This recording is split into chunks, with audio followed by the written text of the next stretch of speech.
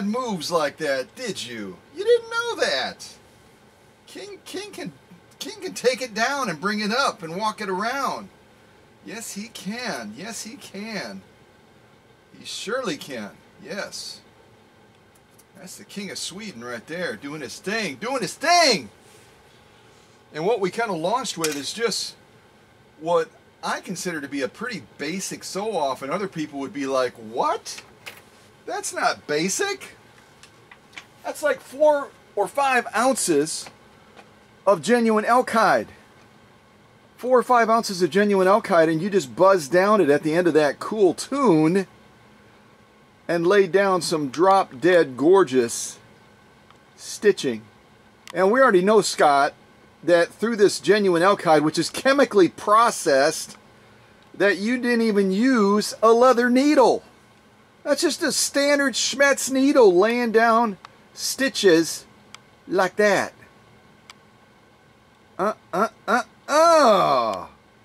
Only on this channel, folks, will you see stitching of that caliber, of that quality, laid down on genuine elk hide, not using a leather needle.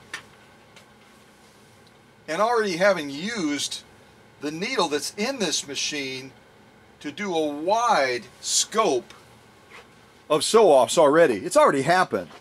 Off camera, getting ready for this premiere. Let's zoom in on these and just take a peek at some of the stitching that this Swedish beauty just laid down. And if you follow me at all, you know that this Swedish beauty was very, very troubled. Covered in rust from top to bottom, inside and out. But she is not being held back by her past any longer. Old things have passed away. All things have made new. All things are made new at this workshop. So this genuine elk hide, which is crazy thick, that we just launched with for kicks and giggles, is a definite pass. I'm going to throw that to the rear in just a little bit once I pick out some more cool music that the King enjoys listening to. Yes, he does. Yes, he does. He's got his groove on. He's got his groove on. Yes, he does. So this machine that, and I'll kind of come out in this shot a little bit. This machine that you're looking at came from the great state of Indiana, from my friend Lorraine Workman. Lorraine Workman from the great state of Indiana sent this back in May. Gives you an idea of how busy things have been at the workshop. I get contacted several times a week by phone, by email, by text, by smoke signal. And people say, well, I got this machine, and they'll go down and they'll share their needs. And I'll say, great, fantastic. And then usually the last question they'll ask after price is, how long is it going to take? And I usually pause and I kind of cringe a little bit and I grit my teeth a little bit and I go, it's going to be a while. It's going to be a while because things are real busy, which is a blessing. I love being busy. All of us love being busy at the workshop, but it also means the customer has to be just a little bit more patient as things are coming together. Plus, I've taken some trips down to South Bend, Indiana. You all know that. And getting ready to take another trip. It's just, things are hopping, hippity hopping. Kind of like that last tune we just listened to, which, by the way, is called Breathe. Breathe. What an appropriate name, isn't it?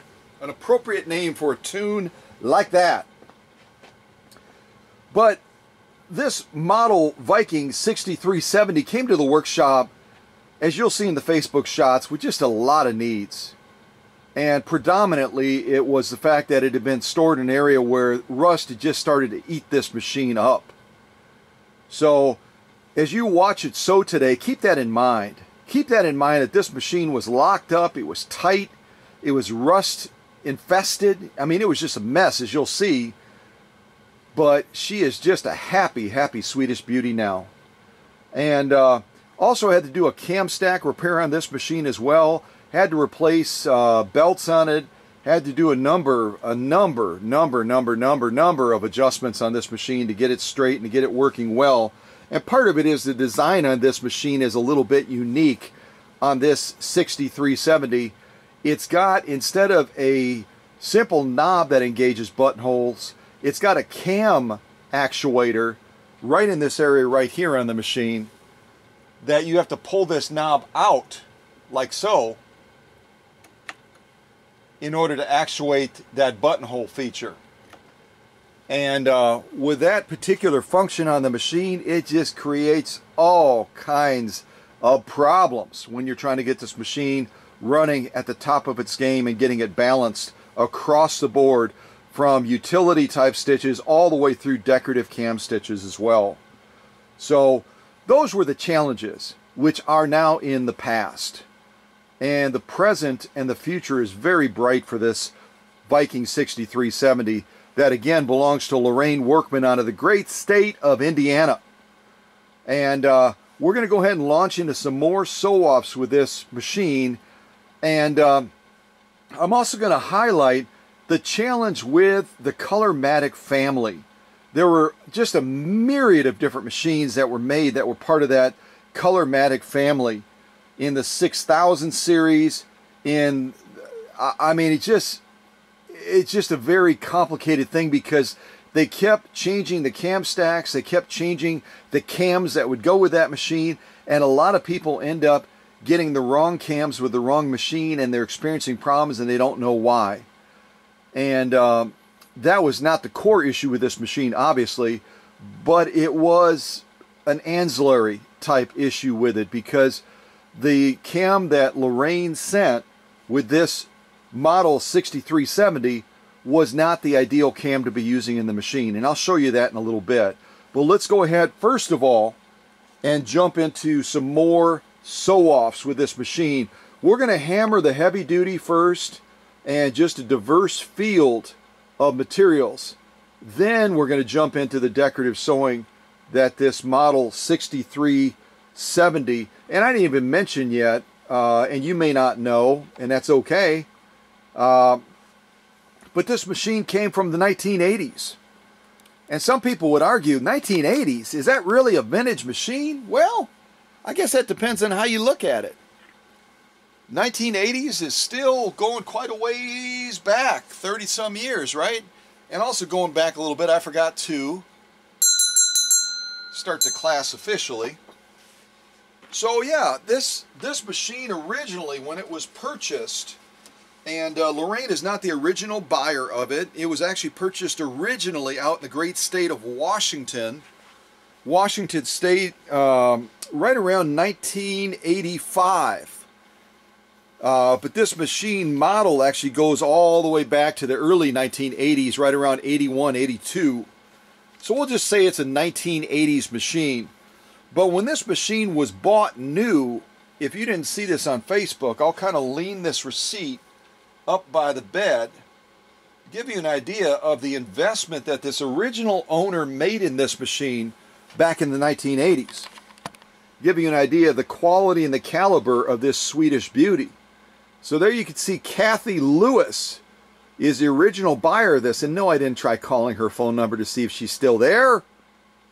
And I guess if you want to, you could just say, "Hey, Kathy, yo, what's up? We got your machine on the big screen." So yeah, from Edmonds, Washington is where it looks like it came from. Model 6370, serial number 1018185. Customer paid in full. Boy, oh boy, paid in full. That is the sweetest music to a sewing center's ears that they can possibly get. You know, the installment thing, Singer did a lot of that, but when a customer just walks in and says, okay, $850 plus tax, so I'm going to write you a check, or I'm going to give you a whatever for $905.25, which is what Kathy, the original owner, paid for this machine when it was brand spanking new out in Washington State. So it gives you an idea that this machine was a top-notch machine back then. It's still a great machine. There's no question about it. Top-notch caliber machine, but back then, man, oh man, it was like buy a Cadillac, buy a Rolls Royce, buy this model 6370, and you're getting the best of the best of the best. Because close to $1,000 back in the 80s, that's a lot of change. That's a lot of money. You know what I mean? It really is. So I just wanted to emphasize that, because when you see some of the Facebook shots of this model 6370, you're going to go, man, oh man, it's all rusted up. Is that even worth restoring, Scott? Is that worth bringing back to the working order that we saw during that premiere? Is that really worth it? Yeah. Because if a machine like this cost about $1,000 retail back in the day, back in the 80s, guess what it would cost to build a machine like this today? Guess what it would cost? Right around $3,000 to $4,000 to build a machine like this. And this machine is Swedish made, so you might as well just take a little bit more money on top of that number as well, because Swedish engineering, trying to replicate that today, that is a handful. That is a handful. All right, let's put on a little bit of 19th floor and hear what that's all about. A little bit dramatic, isn't it? A little bit dramatic music. I like this, yeah. All right, we're lined up on the needle. Let's buzz down and do some acrylic fiber. This stuff, I've talked about it a lot, is designed specifically to build awnings with, to stand up against all the weather, the elements, the wind. It is crazy stuff. So that's why we're going to show it with Lorraine's model 6370 that was almost dead, but now it's alive again. Yeah. All right, let's just blow down this stuff. 2 layers of this stuff is like sewing patio blocks. But I don't have any concerns at all, because you know why? This 6370 is ready to rock your world. Here we go.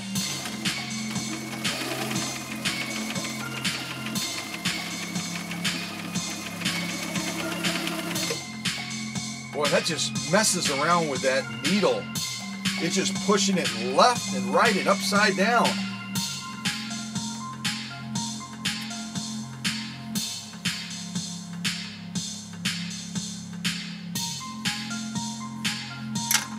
All right, let's see if we can get this to stand up at least semi-straight.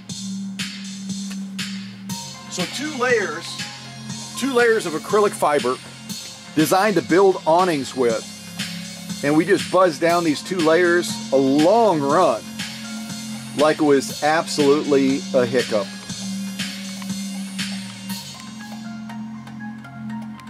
And no, I didn't sew exactly straight, but the stitch formation, the stitch spacing, the stitch everything is just exactly as we want it to be.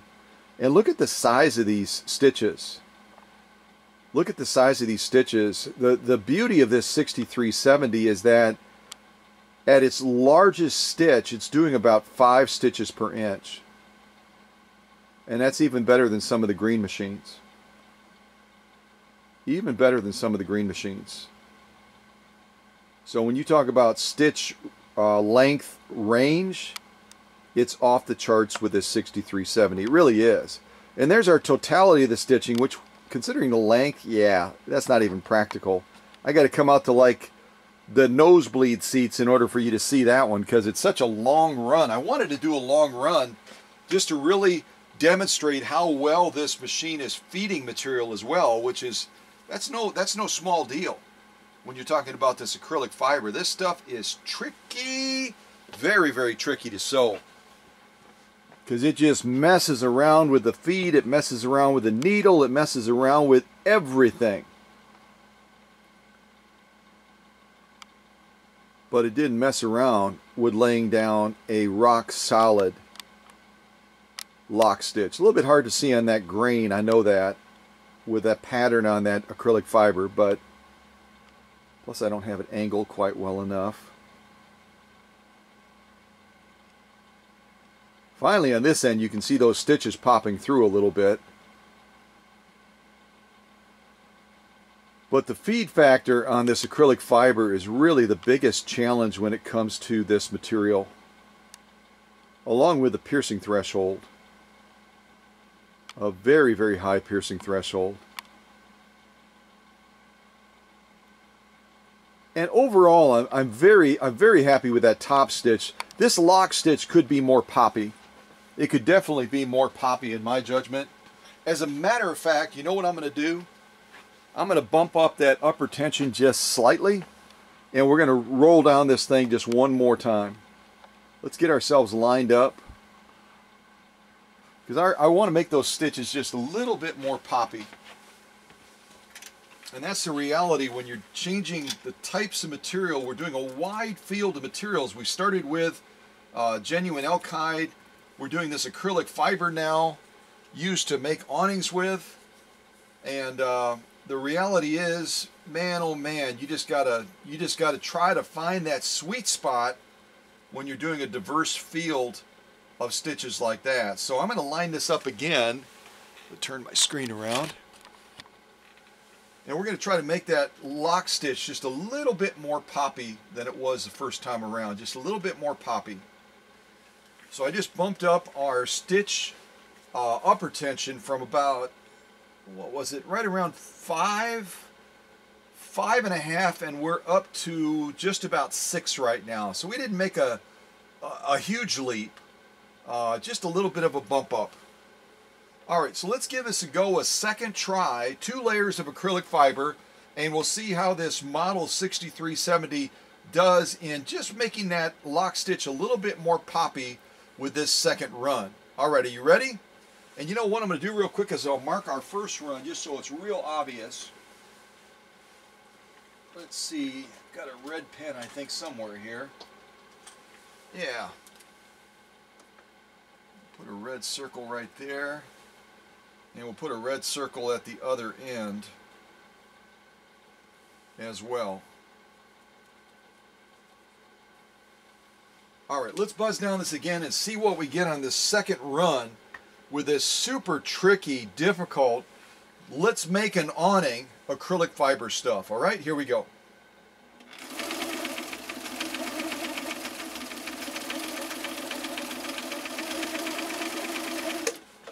All right. So there goes our second run. Let's take a look at this. See if that simple little adjustment of that upper tension gave us just a little bit more of a poppy type lock stitch. Oh, that was a definite impact. Holy mackerel. That just shows you if you're going to be sewing a certain type of material a lot, you've got to find that, that stitch tension sweet spot in order to get a real even, consistent outcome from that material. It just needs to happen. It just needs to happen. So the first thing I want to show you though is that we can make an adjustment like that and not steal anything. Not steal anything at all from that top stitch. We're going to maintain the same poppiness on that top stitch. It's just not going to be overly poppy like it was initially. I just have to get this thing balanced is all. It's just kind of pushing against those stitches. So the lower row is the first row that we did, the bottom row. The top row is the second row we just re-sewed. So if you look at them, we'll kind of look at them side by side. So again, where I put that little red blotch, that was our first stitch off. The top row is our second. And you can see those top stitches are just as spot on. We didn't steal anything away from them. We just gave a little bit more of the victory to that upper tension to define that lock stitch a little bit more. So both of these rows of top stitches are exactly as they should be. The bottom row was probably a little bit over poppy, and now we've kind of pulled it back a little bit, and we've given part of that poppiness to the lock stitch. At least I hope we have. That's the goal anyway. that top row is the second one we did. Isn't that beautiful? Look at those. Take my hand off the camera for a second. So it just goes to show you, you can make a subtle adjustment on that upper tension to define that lock stitch more. And it doesn't mean, unless you go over the top, unless you go too far, you can still maintain the stitch integrity of that top stitch and still make it look incredibly gorgeous, but give a little bit of that gorgeousness also to that lock stitch on the bottom. So, all right, so with that in mind, let me come out on this shot. I kind of get my bearing a little bit as far as where we are. And now let's flip it around and see if we made an impact. When we flip it around, we're going to be looking at that top row again to see whether or not we had success in giving a little bit more punch, a little bit more emphasis to that lock stitch. And I didn't make a huge adjustment, so we may make an impact, but it may not be as far as we would want to take it. We may want to take it further than we did. To mention, I sewed this thing and it's like a mile long. It's like the version of a stretch limo on a sew-off. It's like the version of a stretch limo. So you can see on that bottom row was the first one that we did, the one that we're looking at right now. And that lock stitch just didn't have enough definition to it. It was soft. It was soft. And we increased that upper tension just about 1 notch. We took it from around 5 to 6. And look at those stitches already as we're launching into this on that top row. They are so clearly different. They are so much more poppy, so much more defined. Look at that. It's night and day. It's night and day. That bottom row was the first row we did. It's soft. It just doesn't have that poppiness. But as we start to walk across the material, that lock stitch is so much more evident now with that very subtle upper tension adjustment.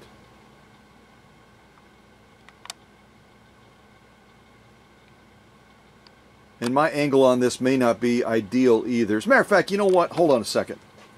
Let me come off the tripod real quick so we can get up close and personal on these. I think that's what we need in this instance, so you can see them even closer, because it's so doggone long and we've got such an angle on this. It's just going to make it real tough. You know what I mean?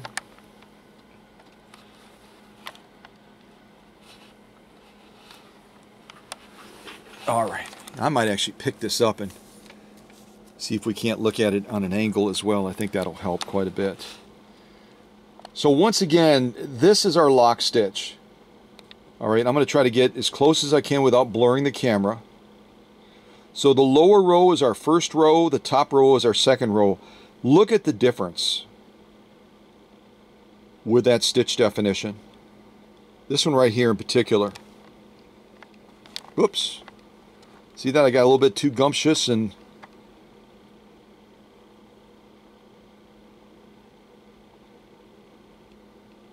here you can see as well that bottom row was not horrifically bad, but it just wasn't poppy enough. But look at that top row. And the top row I'm referring to, if you're trying to find, hold on a second, let me get something to point with. If you're trying to find your bearing here, this is the top row that I'm referring to right here. This row right here.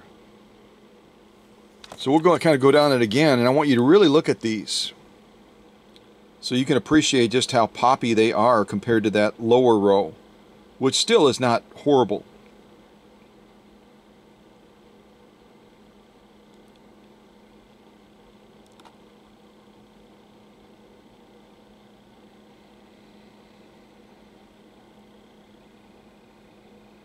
And again, this is acrylic fiber for awning making. It is super tough stuff. Look at that line right there. You can just readily see how much more defined that top row is. It's evident. It's evident just how much more poppy it is.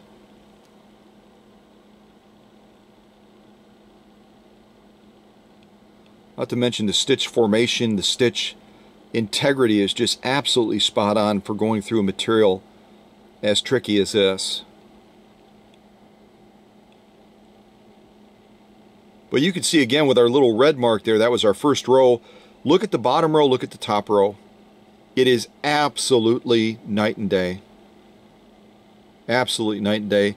So I'm going to call that a definite pass. I'm going to go over by the tripod again, and we'll move this to the rear. But I'm very pleased with that very subtle adjustment that we made and the impact that we were able to bring just by a subtle adjustment to that upper tension. And we were able to take a stitch sew off that was really kind of weak. You can see in that shot right there, that lower row was just a little bit, I mean, it wasn't bad, it wasn't horrible, but when you compare it to that top row, it's so obvious the improvement that we brought with just a subtle upper tension adjustment.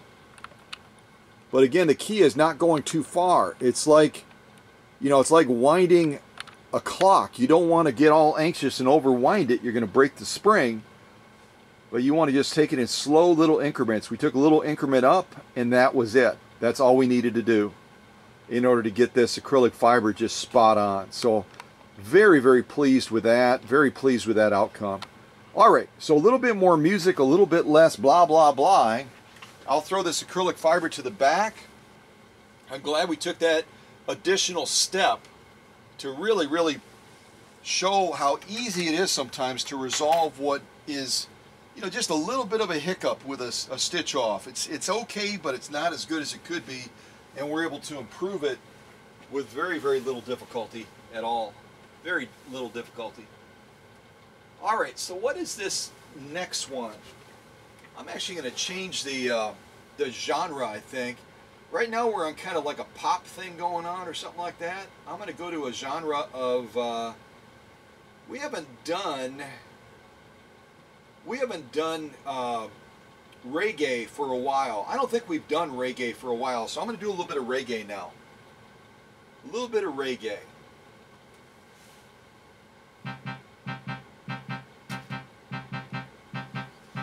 Yeah. All right, let me turn this down. I like it a lot, but we'll turn it down. It's just to be a soft little background. Soft little background. Let's jump into some more sew-offs. I really want you to see what this 6370 is capable of now compared to when it arrived at the workshop and was just riddled with rust and was frozen up and really looked like it was taking its last breath. Well, that is not the case anymore. That is for sure. And what we're going to sew now is some of this upholstery style material. You saw me sew this recently on another machine, and it's very, very, very tough material to get through. It's commercial grade. It's designed for standing up against wear, which means right away that piercing threshold is going to be way at the top of that ceiling.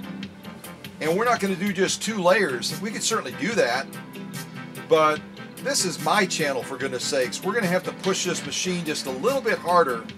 So we're going to go ahead and fold it in the middle, get us up to 4 layers, then fold it one more time to get us all the way up to 6 layers. That's what 6 layers of this upholstery material looks like, folks. That is insane. Insane. 6 layers. You're probably never going to have to sew that many, but isn't it great to know that this 6370 is able to get the job done? And I shouldn't put my cart in front of the horse. We haven't sewed it yet. Let's see what this machine does with 6 layers of this upholstery material. And this 6370 does come with a modest hyperextension. If you watch me apply it there, see that? And that's just done by taking that presser foot lever and pushing it up a little bit outside of its normal range of motion. You're not forcing it, you're just nudging it up slightly, and it gives you about another 3 to 4 millimeters of clearance, probably closer to 3. It's not a dramatic one like some of the Japanese clones, but it does a real good job.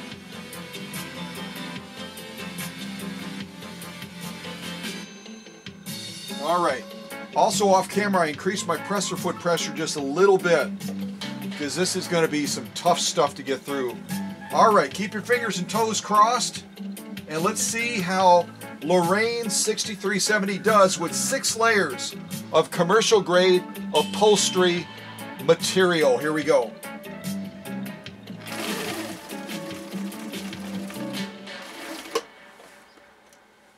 All right, let's make that turn.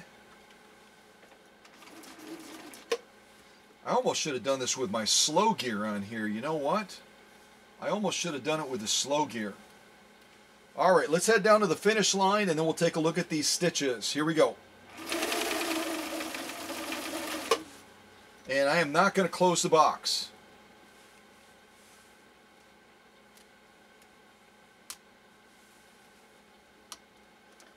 All right, that is a tight fit, I'll tell you. That is the thick of thick that we just did underneath that presser foot for this 6370. 6370 has pretty decent presser foot clearance. I wouldn't say it's the best out of the Swedish beauties, but it does a really, really good job. Plus it has a hyperextension, and a number of the green machines that I feature a lot on this channel, a number of them do not have hyperextensions. They don't. So first of all, let's just look at it like this. That's what we just sewed through. It's like sewing through a couch. We just sewed through a couch, for goodness sakes. Ah! We look at the other side. Look at that. That's just a little bit of Looney Tunes. You know what I mean? That's just crazy.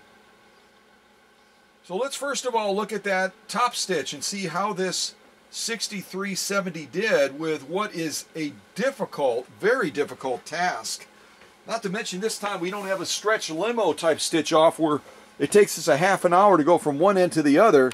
This one right here, we can look at those stitches pretty readily, almost 2 rows at the same time, because I didn't go crazy as far as the length of the material. So here we're looking at that top stitch, which, you know what? For 6 layers of upholstery material, that is absolutely brag-worthy.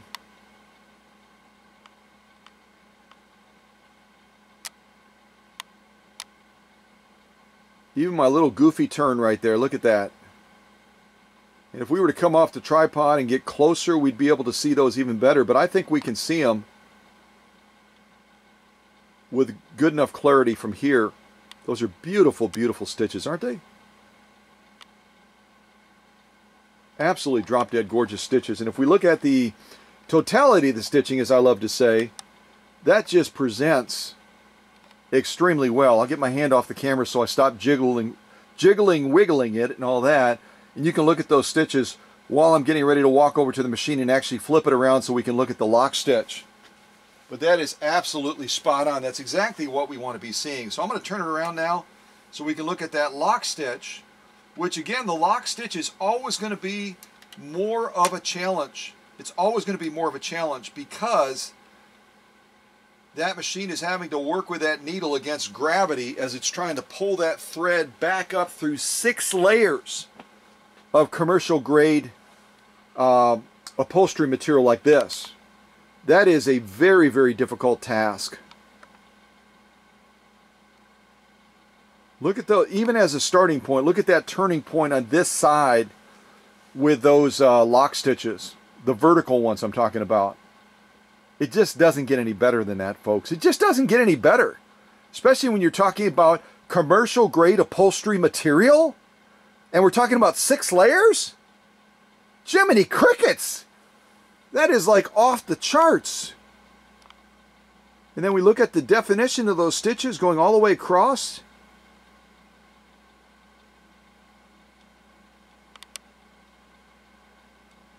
Wow. Wow! You know, I was working on this machine for like over 20 hours, especially with all the rust stuff, but when you see a stitch off like that, that's amazing. That is amazing.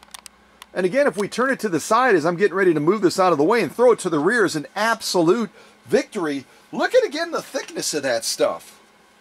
Take a look at the thickness of that, and imagine doing that and nothing against my friend at Walmart, okay? Nothing against my friends at Walmart, but imagine doing it on one of those plastic machines, trying to do something like this.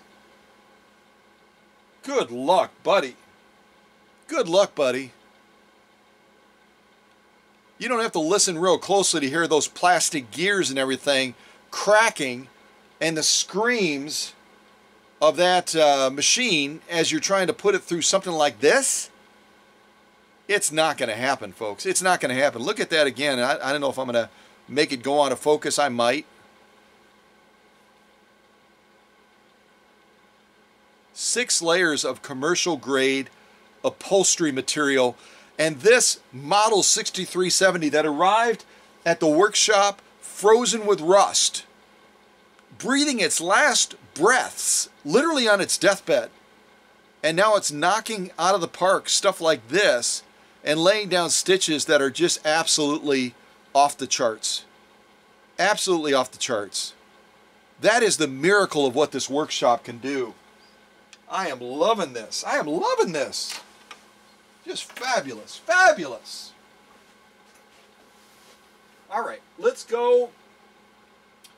What was that first one we just did? Reggae. We're in the reggae mode now. We did 2 sides. 2 sides, and now we're going to do Oh Fire. Oh Fire.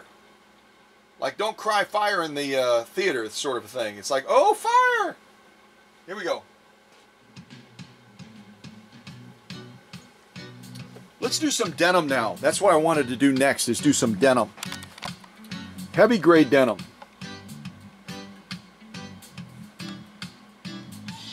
And if you guys didn't figure it out yet, this is obviously a free arm sewing machine, the 6370. That bed comes off.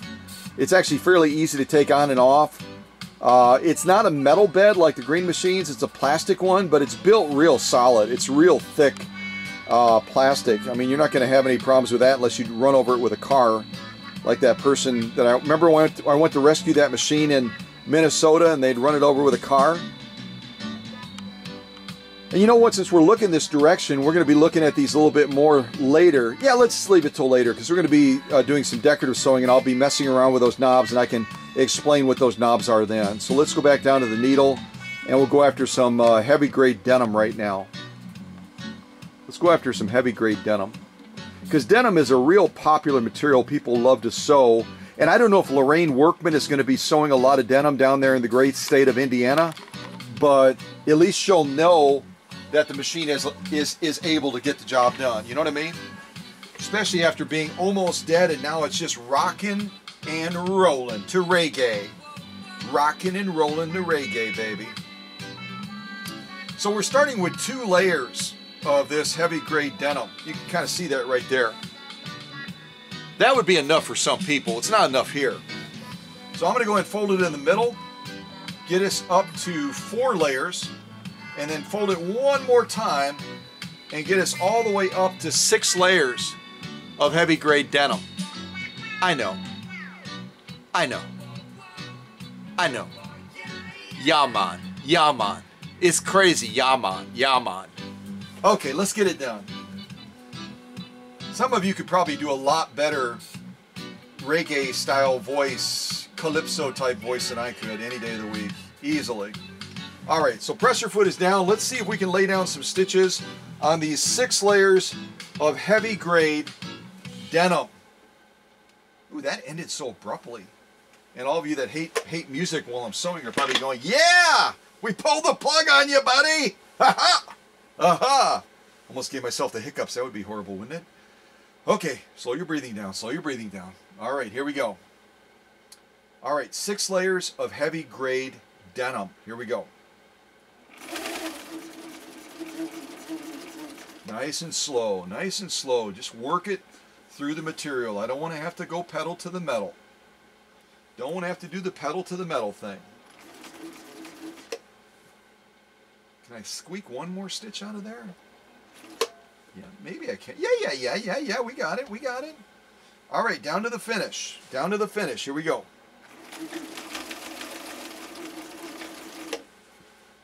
Okay, I'll close the box. I'll close the box once I get the needle down in the material, and I'll be coming at an angle because I went too far down. I went too far down the material. So we're going to be closing a box on kind of a diagonal type thing going on. Here we go. All right, I don't know if we have it closed all the way. We're probably pretty close to closing it, but not all the way. And I did have to use the hyperextension just a little bit to get that clear. And part of it is as well, the feed dogs, as you'll see in the Facebook shots, were just crudted and rusted up and awful. And I used a dental tool and really the equivalent of a scalpel to get those feed dogs back to a point where they're just top notch again. And so they are just biting into that material when I try maneuvering it and moving it after the sew off. So, and I sewed over my own threads. Yep, I did. Not too bad. And for you box closers, I kind of closed it, but not all the way. So I kind of, yeah, oh well. But it's pretty close. Now, again, looking from the side first, these are this is our top stitch right here, but let's look at the side of the material. 6 layers of heavy grade denim.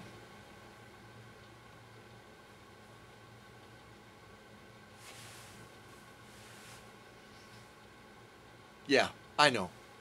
It's absolutely insane, the thickness of that.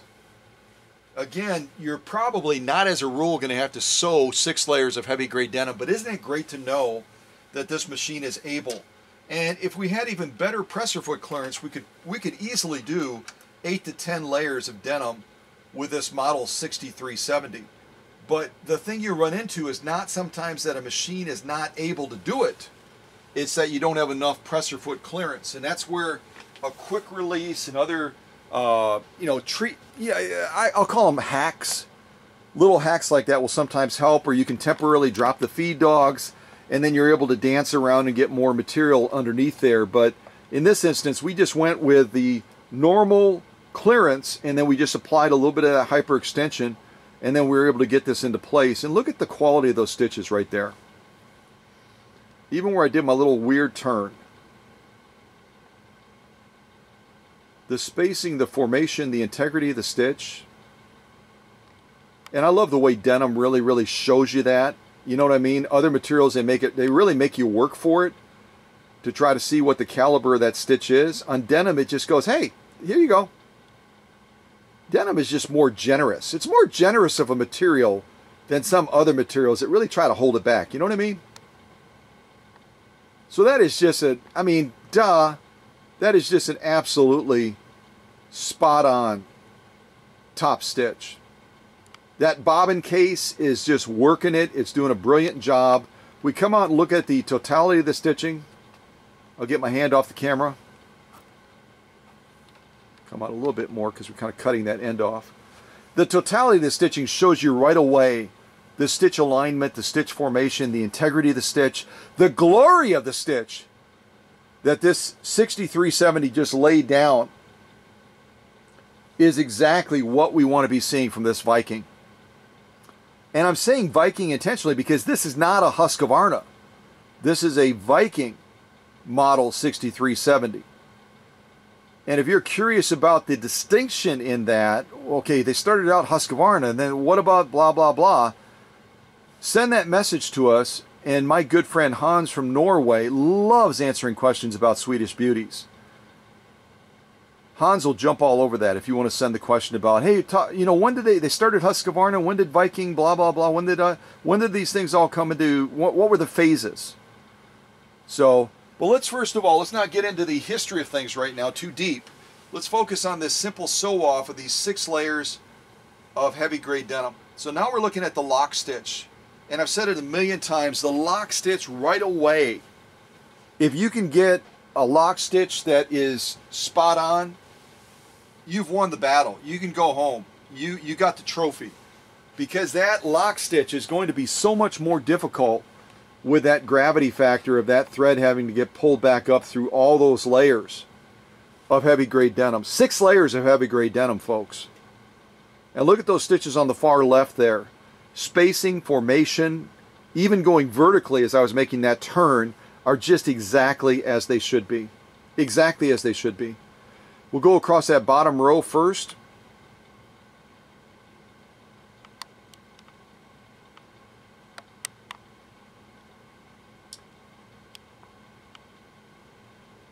going vertical now, across the top row.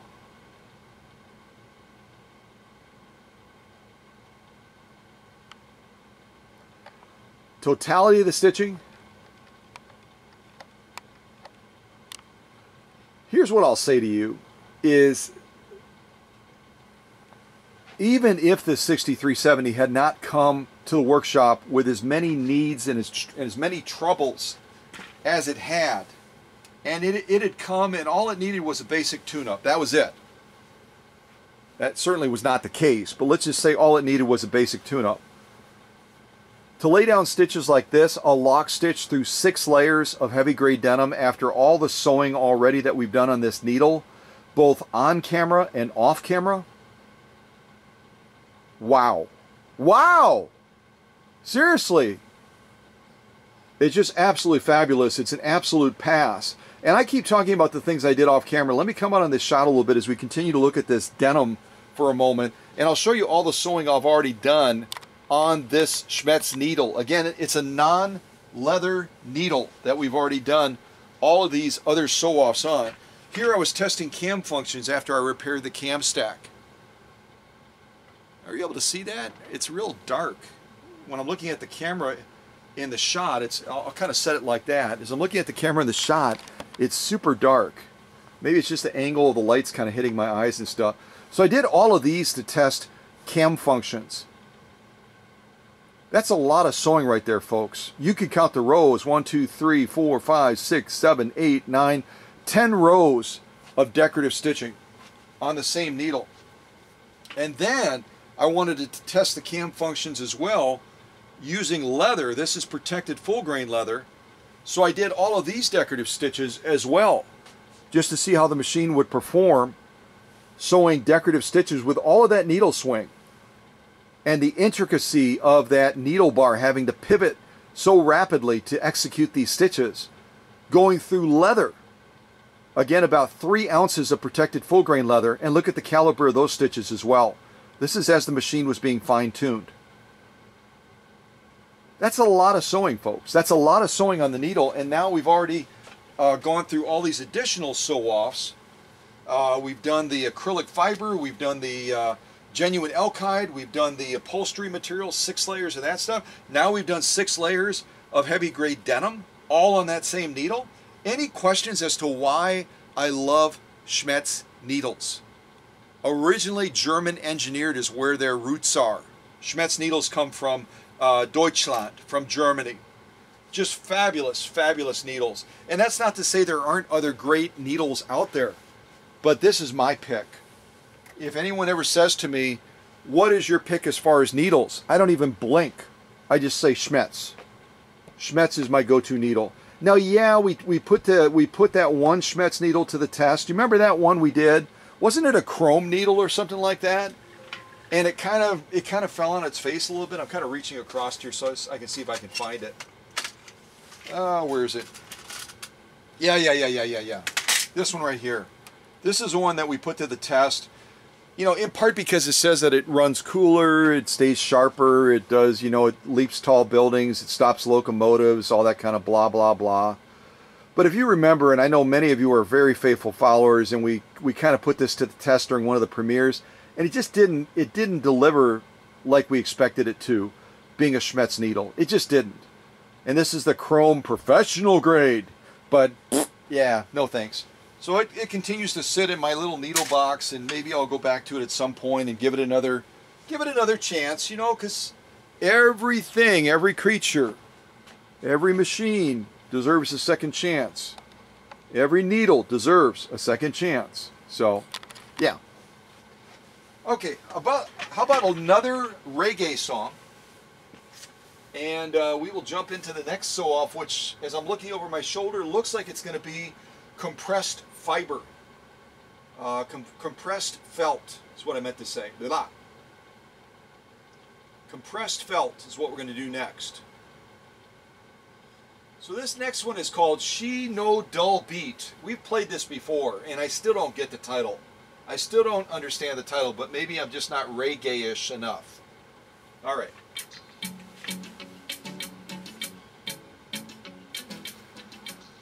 title is kind of weird, but the music is, yeah, I like it. I like this music a lot. Okay. Just gonna wait to see if it gets louder. Turn it down a little bit more.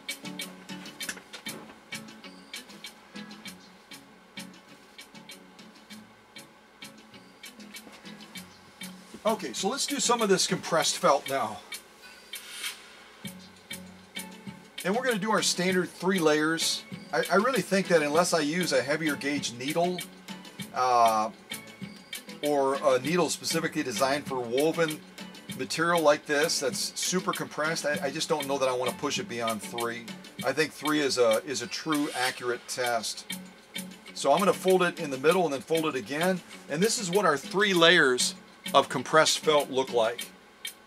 And I say it all the time, but I know we do have new people coming to this channel and coming to premieres all the time, so I'm going to say it again. The only instance in the time that I've been doing this for almost 2 decades that I had a Schmetz needle snap is when I sewed this material. It gives you an idea, doesn't it? Yeah.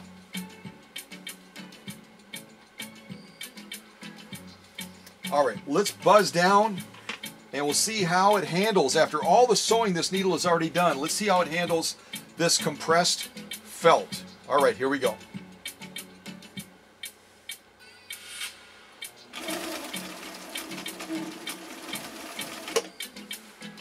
Getting kind of anxious there. I went too far. I'm like on the super edge, super edge.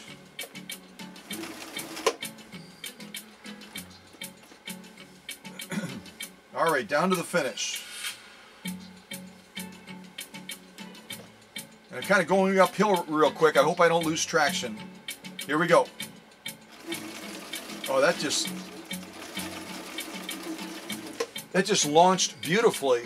After I did all that work on those rusty, crudded up feed dogs, it just, wow. It just dug into that and said, you are not going to slip on me, man. You are not going to slip. All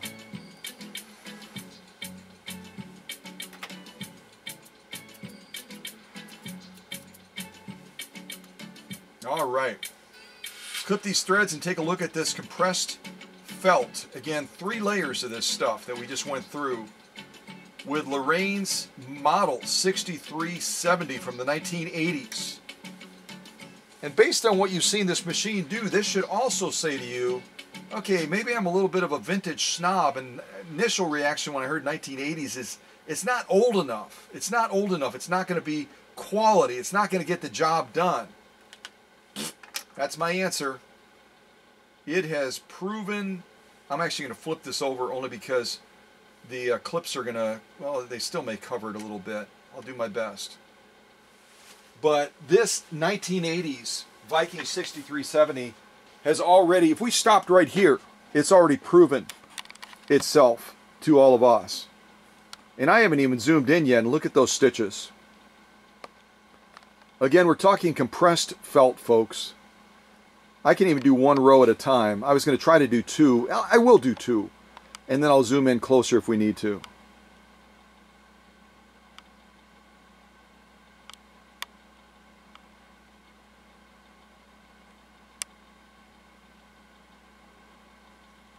Now, if you don't think that those are drop-dead gorgeous stitches, then I don't think there's any. I don't think there's any hope for you.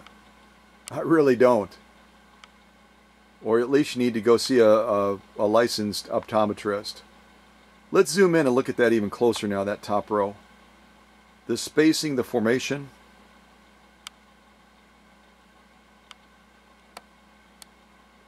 The integrity of the stitch. The glory of the stitch.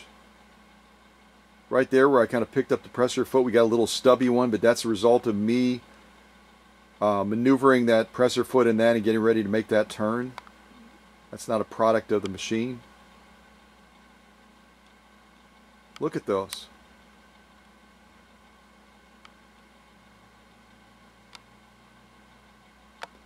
Folks, it doesn't get any better than that. It just doesn't. I'm going to come on this shot. We'll look at the totality of the stitching. as I walk over to the machine to turn it around so we can look at that lock stitch. Tell you one thing, again, the way that this machine arrived is just absolutely mind-blowing how it's performing now. It's just mind-blowing. So I'm going to go ahead and turn this around. We're going to go ahead and look at that lock stitch. And we'll see if the lock stitch has the same bragging rights that that top stitch does. Because again, the lock stitch is going to make it even more difficult for this machine.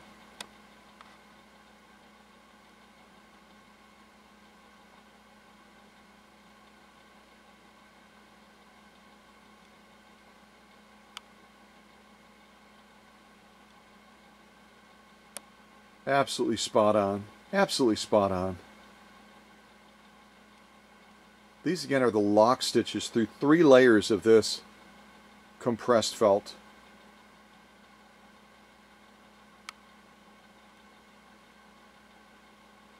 Absolutely spot on. Let's come out and look at the totality of the stitching.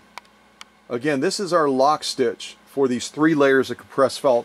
Folks, compressed felt is just another level. It really is. I've sewn every kind of leather you could probably name.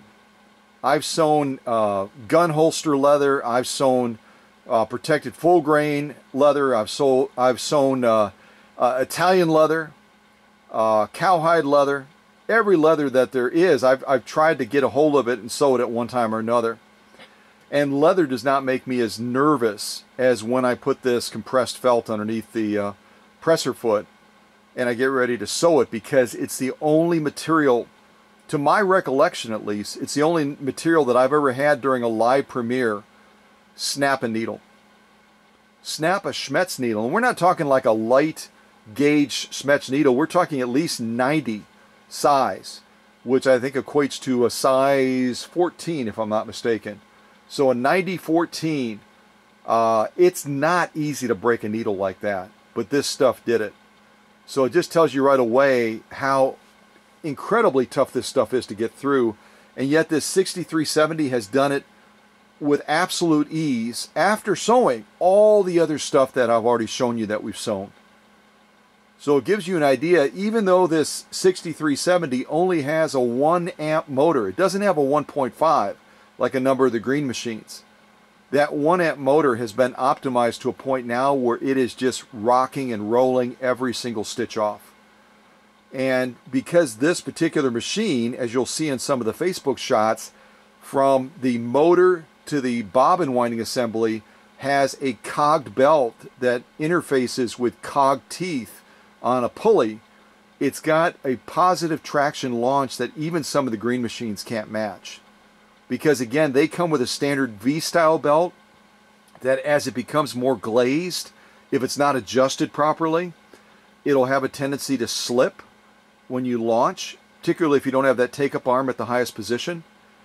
This machine, because it has those cogged teeth that interlace with a cogged pulley, and they're basically biting into it, it's hard to find any slippage on this machine unless that belt starts to degrade.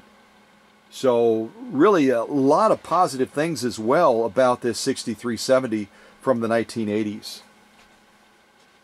Again, some of you may have started with the idea, it's not real vintage, it's not going to be quality.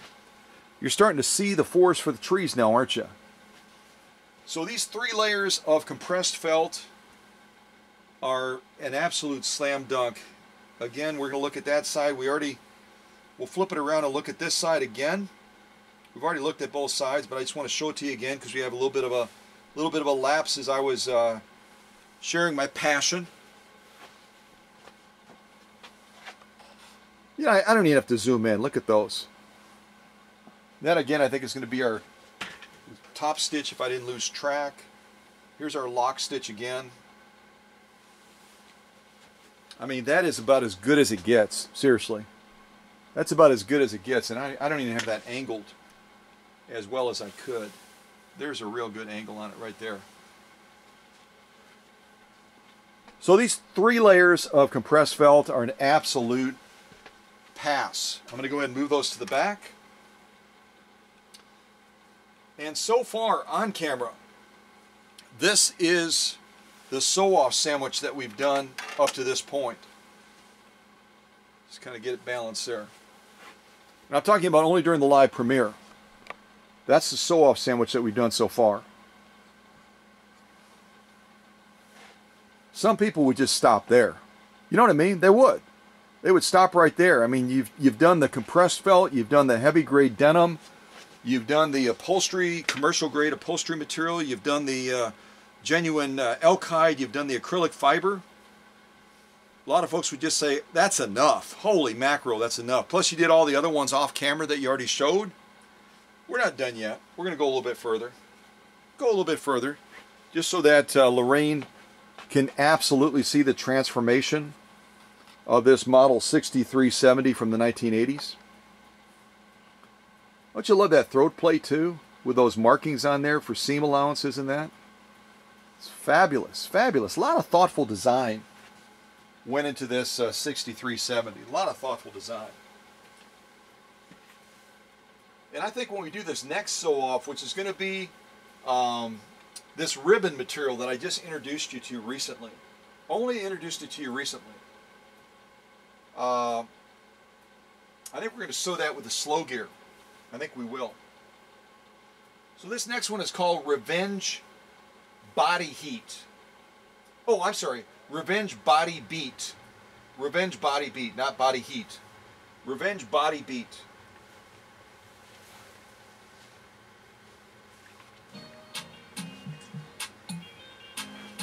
All right, I'm going to get a drink of water real quick while we're getting ready to launch into this next sew-off. So this material that we're about to sew again is going to be 100% polyester. It's a ribbon type material. You would use it on dresses. You would use it in a variety of different applications. Technically, I guess you could use it to wrap packages with if you wanted to. But for our purposes, it's a very tricky material to sew because it is incredibly slippery. Incredibly slippery stuff. You just look at it, you kind of, I mean, my fingers going over that, it feels super slick, super slippery. So I'm going to get that lined up and we're going to buzz down. And we'll see how this 6370 manages something like this that really is a real tricky material to sew just because of its slippery surface. All right.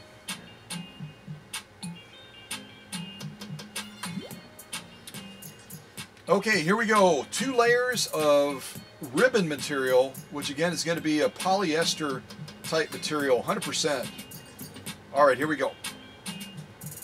Oh, wait a second. I was going to do this with a slow gear. I've got to pull out the bobbin winding assembly on the right side to engage that slow gear. Hold on a second. There we go. Turn this music down a little bit more. All right, here we go. 2 layers of this polyester ribbon material, and we're sewing it with the slow gear. Here we go.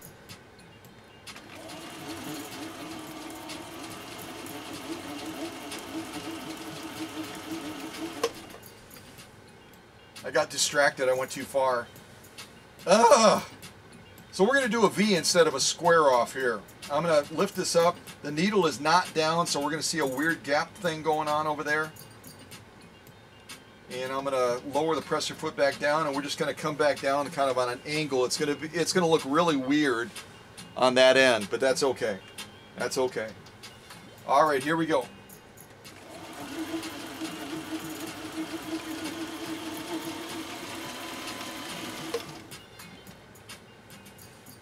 All right.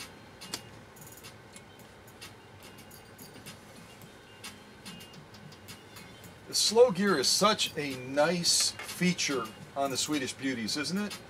And there are some machine makers, including the Italians and the Swiss as well, that came up with kind of a power button equivalent. You'll kind of flip the button and then it'll either decrease or increase the power output of that motor. But this is all gear driven. The assembly basically shifts gears, kind of like downshifting with a standard transmission, to give you that greater control. And it is about control, it's not about power. The motor output doesn't change when you go to that slow gear, it just changes the gear ratio. Like riding a 10-speed bike. If you ever rode a 10-speed bike before, you know exactly what I'm saying. Now this is going to be pretty doggone tricky. I'm trying to decide how I'm going to do this. White thread against pink. Maybe it won't be as bad as I think. Let me line it up like this and see if we can see it. If we can't, then I'll work on coming off the tripod, seeing if that'll help us. Oh, that's not as bad as I thought. I'm looking at it through the camera now. So that was my weird little end right there, which isn't as horrible as I thought it would be. But look at it again with a slippery polyester material like this, 100% polyester. The quality of those stitches.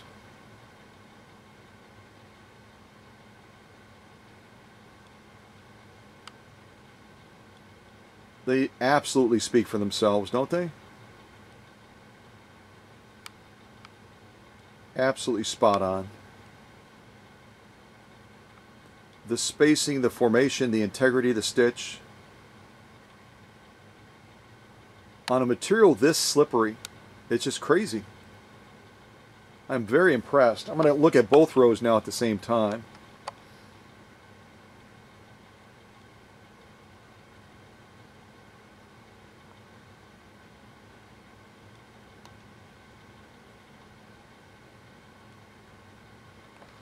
That is impressive. That is super impressive. If you've ever sewn a material like this, a ribbon style material that's super paper thin like this, it's almost like rice paper, and you're doing 2 layers of it, folks, that's a big accomplishment, especially when you look at the Facebook shots and you look at the feed dog condition of this machine when we started, and then you look at the caliber of the stitching and the material movement that it's doing now. It's just, it's really impressive. It's super impressive. And I know we do a lot of impressive stuff, we like me. I do a lot of impressive stuff with the machines here at the workshop, with a little bit of help from the boys. Although they goof around quite a bit too, to be honest with you.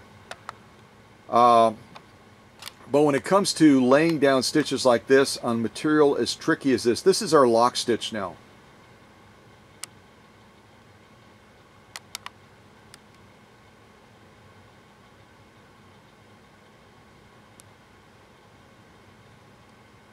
Yeah, that doesn't look as horrible on the end as I thought it would.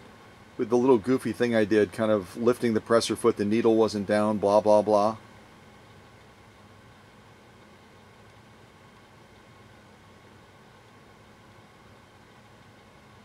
Wow.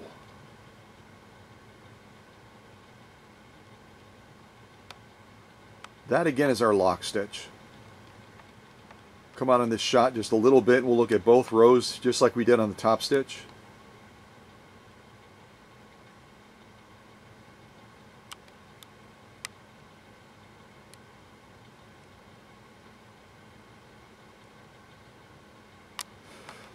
Folks, that is so a pass. It's probably not real good English, but that is definitely a pass. Our 2 layers of ribbon material, we sewed it with the slow gear, and it's absolutely as it should be. So I'm going to throw that to the rear as well. Very, very impressed with this 6370 now. Just doing a spot-on job. So what we are to now, finally, is we're going to be showing the decorative side of this now. We've shown the strength, we've shown the control, we've shown the maneuverability, and all the other good stuff that this 6370 brings to the table.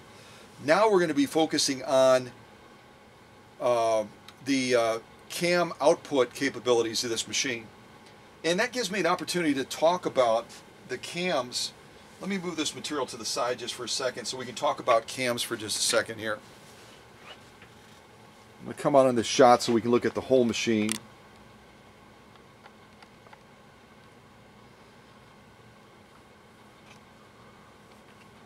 Probably going to have to adjust this again. Yeah, I will. Let's go right about to there. Let's go right to there. That's a good shot, I think. I'd like to be able to see the 6370 in this shot too. Okay, right there. Let's just go with that. Let's go with that for right now. Okay. So when I got this machine from Lorraine Workman, again from the great state of Indiana, back in May of last year, she had one cam that she sent with the machine. It was this cam right here, cam B, and the stitches match up. The stitches match up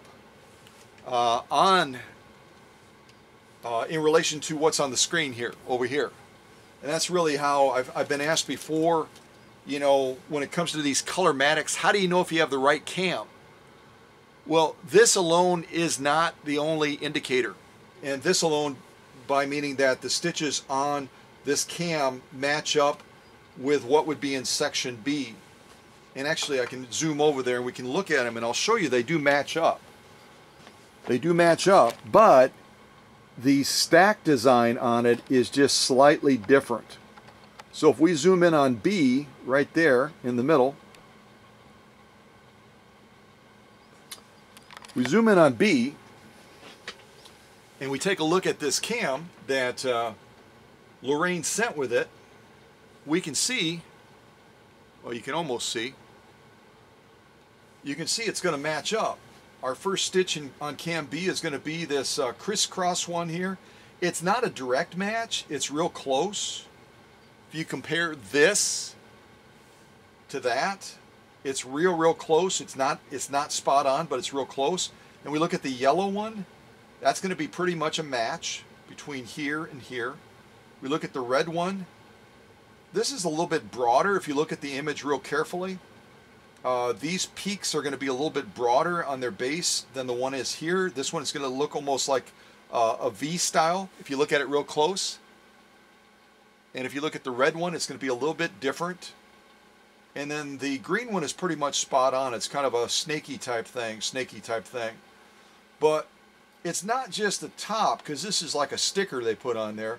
It's also this bottom cam foundation as well that is incredibly essential as far as which machine it's going to be most compatible with. Will this machine sew with this cam? It will. But what you end up getting is you get a stop and a start pattern where sometimes the cam function will not be executing. So you'll get a pattern like this, and then about 3/4 of the way down, it'll go into a straight stitch or a zigzag instead of executing the pattern as it should on this cam. Now the difference being between these two, they're going to almost be identical, except for that cam base is going to have a slightly different design to it. So you can see on the left it says System B Colormatic. Wait, here we go. Now you can see. On the left you can see it says System B Colormatic. On the right it says System B Colormatic. Same stitch patterns for the most part. They're going to be real close, except for the yellow one. The yellow one's going to be a little bit wonky donkey on this one. But all in all, they're going to be real close between the two of them. I'm looking over my shoulder now. But again, the top sticker that they put on is not the driver as far as the output. It's going to be these down here. The cam stack design itself that feeds off of that reading finger. That's part of the cam assembly. So what I discovered with Lorraine's machine is that this cam that she sent with it, this one right here, is something that will work with the machine, but she's going to get some inconsistent results with it. This cam here, cam B, this particular design upgrade, it's going to give you a more consistent output as far as cam decorative stitches. So I'm going to put Lorraine's to the side, and I will plan on sending that back with the machine. And then I'm going to use the same type of cam upgrade. And right now in the back of the machine I have cam A, which is going to be in the same design as cam B and C here, which is going to be different than the one here that Lorraine sent with the machine. Now the other thing you'll find, I'm going to set these back down so I remember that we've got to use those. The other thing you're going to find is within that same Colormatic series, you're going to have additional differences as well. Let me kind of set these on the side and hopefully they don't roll off.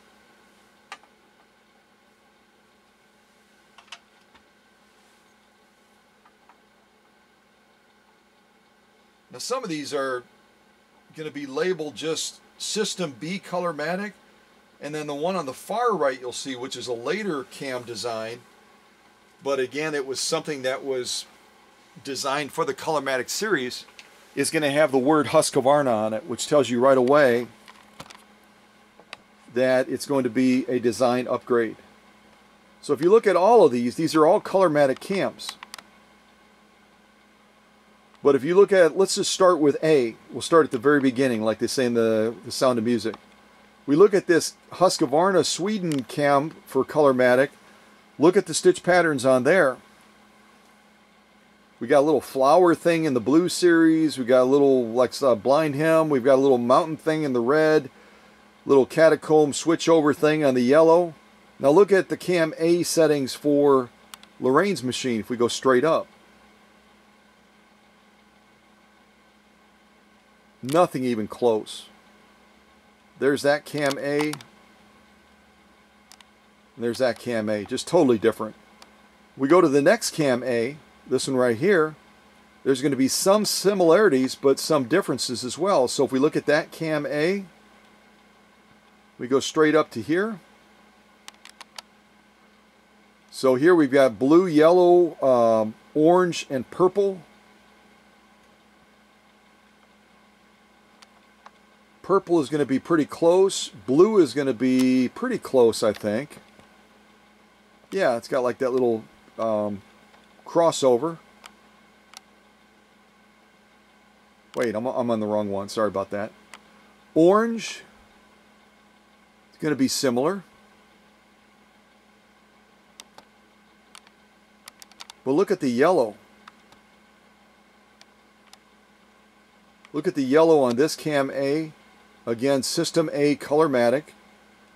And then look at the yellow on the machine itself. It is absolutely different. So we have three that are pretty much the same. We have one that's really different in the yellow setting series. And that again is a cam A. Now we go over to the cam B that I have right here. Look at those stitches. Green, blue, red, yellow. Then we're going to go up to cam B up here on the machine. Totally different. Very, very different. We've got the green squiggly, we've got the red boxy thing, we've got the crossover thing, we've got the blue one there that's going to have kind of a crisscross to it.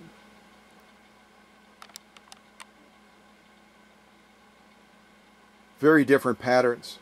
But it's still a cam B for the Colormatic system. And we finally go over to this cam C, which is going to be like totally off the charts. We've got like a sunburst, we've got like a floral thing, we've got like a red snaky thing, we've got like a pointed arrow thing for the green. And then if you look at those and then we go up to cam C on the machine,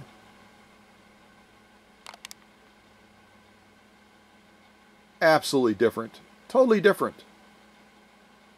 But if we look down at the cam C that we're going to use in relation to the machine,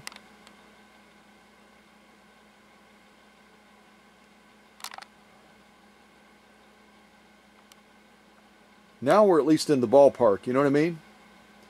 So those are just some of the tricks that you can run into and some of the stumbling blocks with all of the different cams. And this is not even all the cams. I've got a whole box. If I show you, I got a whole box of additional Colormatic style cams right here.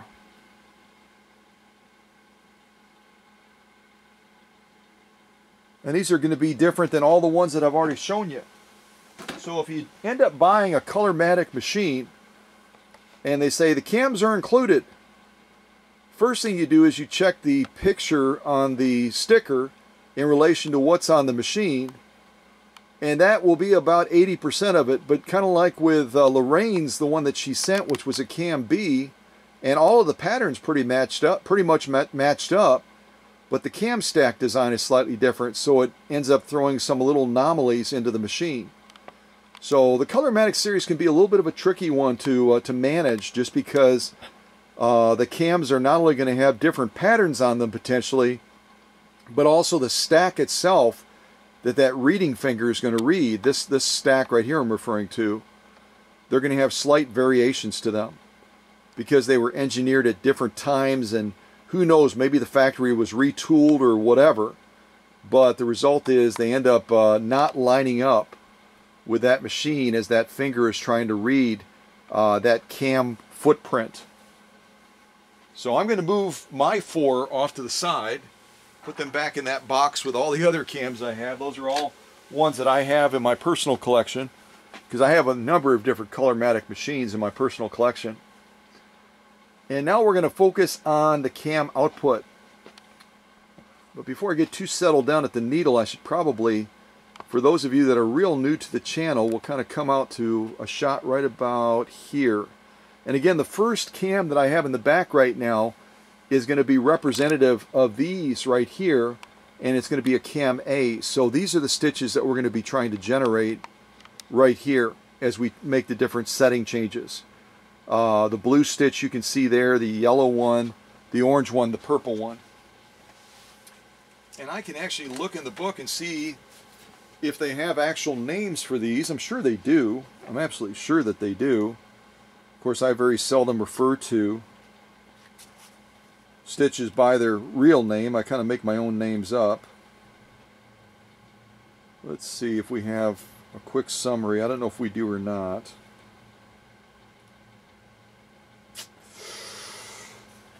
Okay, so there is a Series A. Let's see if it breaks them out now. I'm looking in the book real quick here.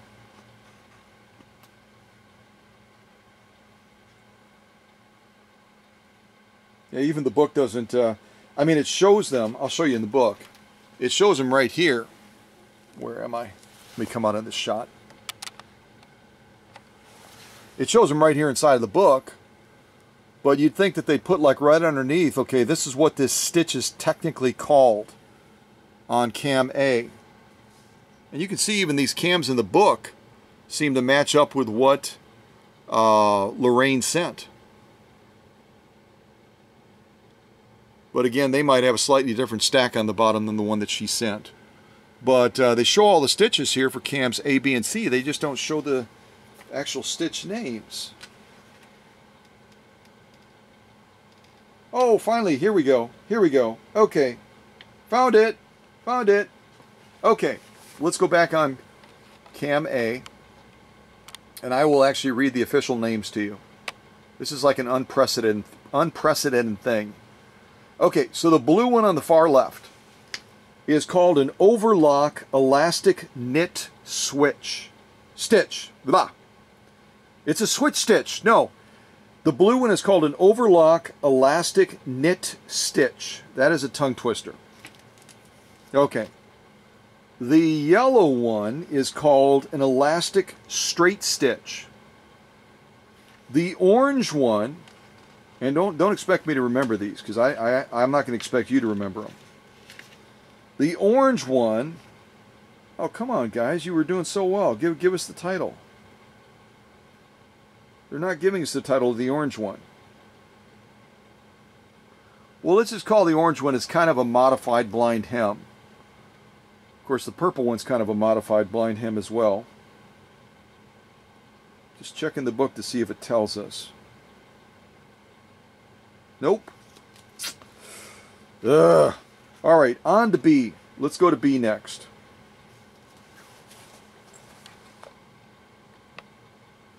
All right. So looking at the stitches on cam B, the first blue one is going to be called a double overlock. The one to the right of it, the yellow one, is going to be called a rick-rack. The one, let's see if they're going to tell me, the red one is going to be called a double action stitch. Double action stitch. And then the green one finally on the far right that I called a snaky type stitch, they're going to call it a serpentine. almost like a serpentine type belt that you're going to be using on an automobile. Yeah. Now if we go over to C,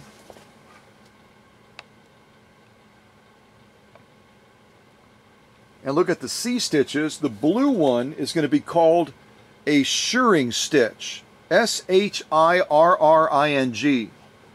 So the blue one is going to be called a shirring stitch. The next stitch after that, the yellow one, is going to be called a point de Paris hem stitch. Boy, that's a fun one, isn't it? Point de Paris hem stitch. The yellow one. The red one is going to be called a bridging stitch. A bridging stitch. And last but certainly not least, and I almost say this blushing a little bit, you'll know what I mean when I give you the title. The green one on the far left there on cam C is called the lingerie stitch. The lingerie stitch. Ah ha ha! See, that's why I always say Swedish beauties are sexy. They even sew a lingerie stitch. The green one on the far right there on cam C. You know we got to sew that one, right? Any guys watching are like, yeah, we got to sew that one. We got to do that one for sure. So, oh gosh, yes, I am blushing a little bit right now. Okay. Oh my gosh, I wish I had not gone into the titles of the stitches. Now we should have just stuck with snaky and all the other things. All right. Oh, I'm excited to get back down to the needle now, but okay, so let's do a setting of one of them. Okay, we're going to be doing be doing cam A. And we're going to be doing the blue one first. So let's set it to sew the blue one. We'll come out a little bit on this shot, right about to there. And we will set this up to sew the first pattern on cam A. Yes, we will. So if we're going to do this pattern right here on cam A, the blue one, the first thing we have to adjust is the stitch selector. That's this right here, this knob. And the stitch selector we have to turn to the blue range because it's all color coded. It's all color coordinated. Blah blah blah. So we're turning it to the blue one right there. The next one we have to adjust is the stitch length, and the stitch length is already in the blue range. And I'll zoom in on these so you can see them more closely. But this knob again is going to be our stitch length. It's going to be our reverse button. We're going to set that in the blue range as well, since the first stitch we're doing is blue. And then finally, the stitch width down here on the bottom, we've got to adjust that now to go into the blue range, which is going to be this rainbow setting on 4. The only difference is if we're going to be sewing orange or purple, we have to move it over to this range right here, where it's going to be color coordinated purple and orange. But right now we've got this set up appropriately for cam A to sew this first stitch, which again is called, hold on a second, I want to impress you even though I don't know it off the top of my head. We're going to be sewing this first stitch, which is called an overlock elastic knit stitch. Overlock elastic knit stitch. Well, let's first of all zoom in on the knob so you can kind of see what I did. So the stitch selector we set on blue. You can see that right there. Our stitch length, we set it in the blue range. We've got kind of a range there from about 4.5. It's actually closer, kind of 4.5, up to about 5.5. And then finally our stitch width down on the bottom, we set it on the rainbow one. The only time we're not going to set it on the rainbow one, or let me say it this way first. We're going to set it on the rainbow one if we're sewing a stitch that's going to be green, red, yellow, or blue. If we've got one that's going to be orange or purple, then we'll have to move it over there. And that again is going to be our stitch width, our stitch length, which also has our reverse, and then our stitch selector over here. Does that make sense? Okay, so let's go down to the needle now. We'll get our material underneath there, and we'll see if we can sew that first pattern, which again is going to be in an overlock elastic knit stitch. It's a mouthful, isn't it? I think I spit at least twice trying to say that. I'm pretty sure I did. Pretty sure I did. But it's good to have the book, because then at least the book kind of tells you, you know, kind of tells you what you're sewing. What are you going to be sewing?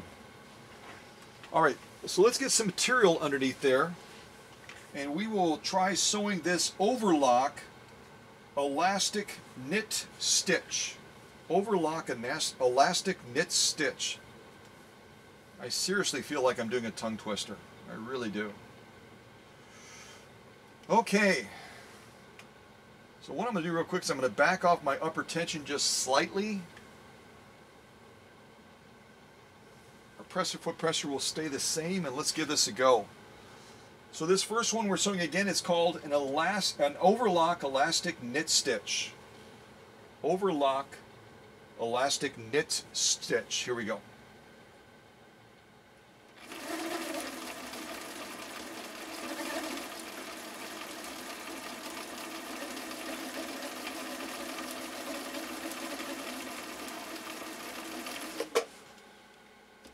There you go. And there is our overlock elastic knit stitch. Finally got it. Finally got it. Only took a couple times and a combination of spitting and drooling, and I was able to say that. So that's pretty doggone cool. Pretty daggone cool.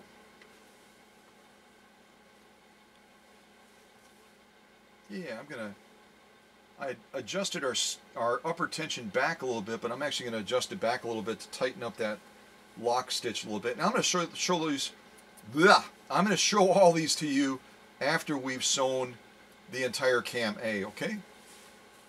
So we can keep marching forward. Okay, so our next cam A stitch is going to be the yellow one, which they are calling the elastic straight stitch. The elastic straight stitch. And I'll show you what that looks like again before we sew it and before we make the adjustments on the settings. And then I won't be going back and forth, because really the Colormatic is a fairly friendly stitch to do in adjusting stitches, I mean. So these are the ones we're sewing again. We already did the blue one. We're doing the yellow one next, then we're going to do the orange one, and then the purple one last on cam A. So what we need to change now, we'll come right about out to here. So now we need to go yellow. So we're going to adjust our stitch selector one turn counterclockwise to get it to yellow. And again, like I've said a million times in these premieres, make sure that your needle is clear of the material when you're making adjustments to any of these controls, okay? So all we did was we just turned our stitch selector one turn counterclockwise from blue to yellow. We're already in the yellow range on the stitch length selector, so we don't have to do much with that. I turned it a little bit there to make it a little bit shorter, a little bit more defined. And then since our rainbow adjustment for the stitch width down here is still in that rainbow setting, since it's yellow, we're not going to touch the stitch width. So we're all set. We're ready to go to do this next stitch, which again they're calling an elastic straight stitch. So I'm going to go ahead and get ready to sew that. We'll kind of come back down to the presser foot so you can see that stitching up a little bit closer. Otherwise you're going to be staring at these knobs and bickering a little bit and going, doggone it, we can't see anything. We can't see a thing. We want to see that elastic straight stitch. What the heck? So, all right, so let's sew this next stitch pattern on cam A. Cam A. And again, always make sure your take-up arm is in the highest position. And we'll get ready to do this next one. All right, here we go.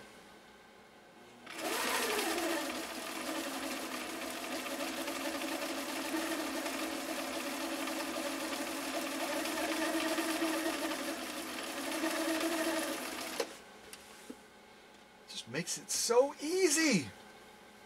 And this, if you can see it in the shot right there, which yeah, you can. That is called an elastic straight stitch. An elastic straight stitch. And you can see how it's kind of going over the same stitch multiple times, but it's gapping it. It's gapping it out so that it does have a little bit more of an elasticity to it which I guess that name makes sense then, right? It's called an elastic straight stitch. It's got more of an elastic flexibility to this stitch as far as what it's laying down. Yeah, we'll buy that.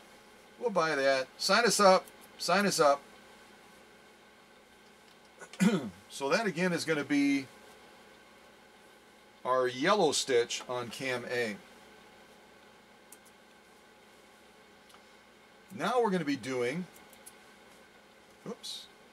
now we're going to be doing our next stitch on cam A, which is going to be an orange stitch. So we're going to have to go into a slightly different range on that stitch width in order to get what we need.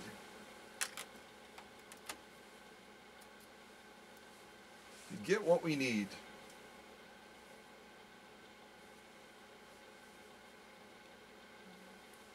Let's give that other side a clip as well.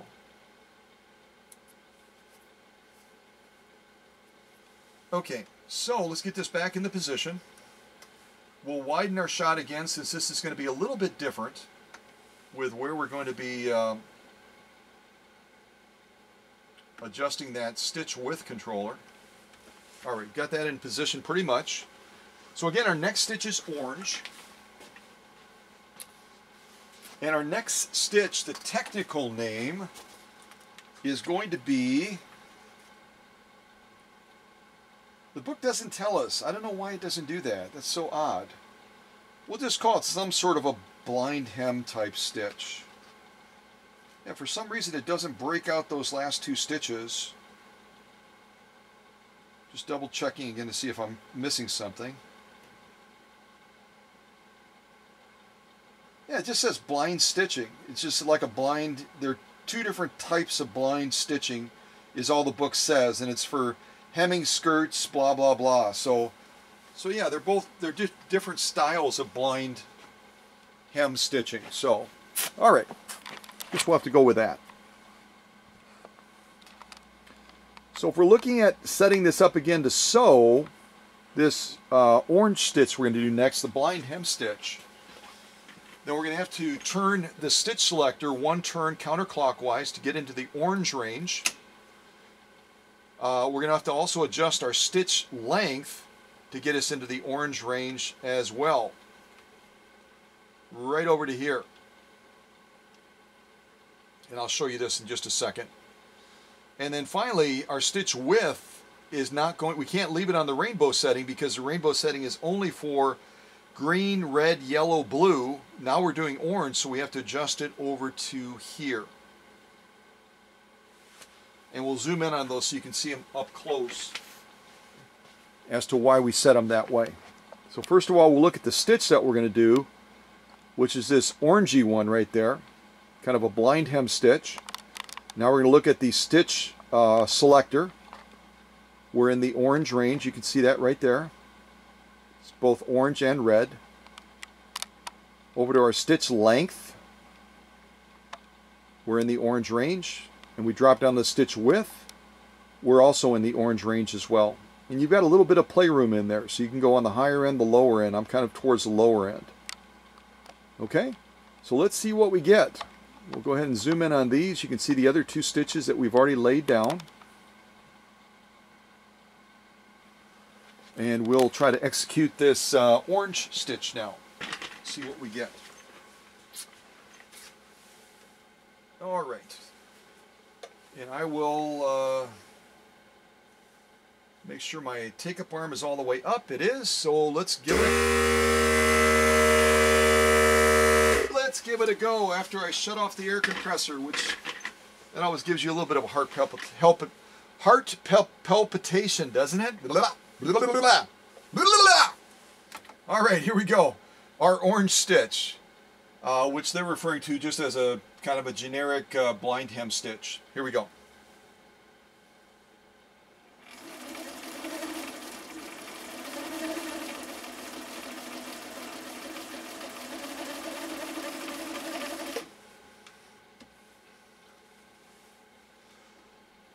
Okay, so their blind hem stitch, I'll show that to you right now,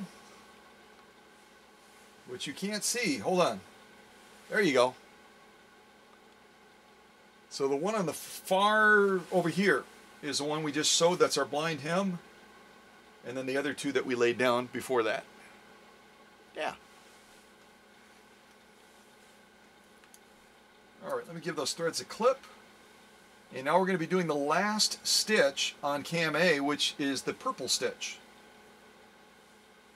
And we'll just have to make a couple of adjustments. It looks like we'll have to adjust the stitch selector, and we'll have to also adjust the stitch length. The stitch width should be good to go.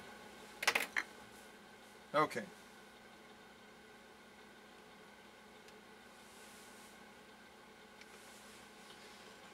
Okay, so we're going to do this final stitch now on cam A, the purple stitch, which I should probably try to impress you and come up with a different name, but it's going to still be just a blind hem stitch. It's going to be a different style of blind hem stitch. So I can't impress you. That's the one we just did. The other two stitches. Now we're going to be doing this far one on the right, which just has a slightly different flavor. Instead of a little squiggle in between the points, it's going to have more of a straight stitch type pattern separating those peaks. Yeah. Okay, so what adjustments do we have to make over here to be able to execute that stitch? Well, we've got to change the stitch selector because it's on orange right now. And we've got to turn it one turn counterclockwise to get it into the purple range. We've got to adjust our stitch length from orange over into the purple range. And the one on the bottom is good to go. Our stitch width is already in the purple range. So take a look at those close up, and then we'll execute this final stitch on cam A. So again, this is the stitch we're going to be doing, this blind hem modified thingy on the right, the purple one. And we've got our stitch selector on purple. We've got our stitch length on purple, and we've got our stitch width on purple as well. And that again is where it got its name, Colormatic. You match the colors and you should be pretty much good to go. Those are the three stitches we've done so far. Now we're going to do our final stitch on cam A.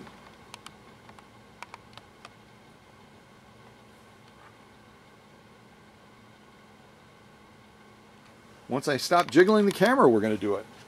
Yeah. All right, here goes our final stitch on cam A. Here we go.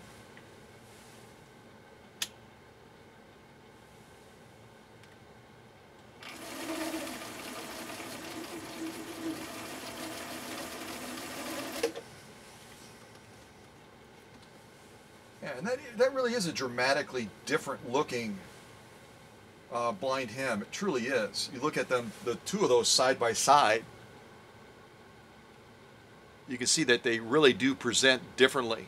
They really, really do. And we'll get a better look at those when we're completely done, because we're going to go into cam B now, do a little bit of sewing on cam B. Although that lingerie stitch on cam C is almost tempting, like we should jump right into cam C, but we'll see what else we can sneak out of this machine before we move on.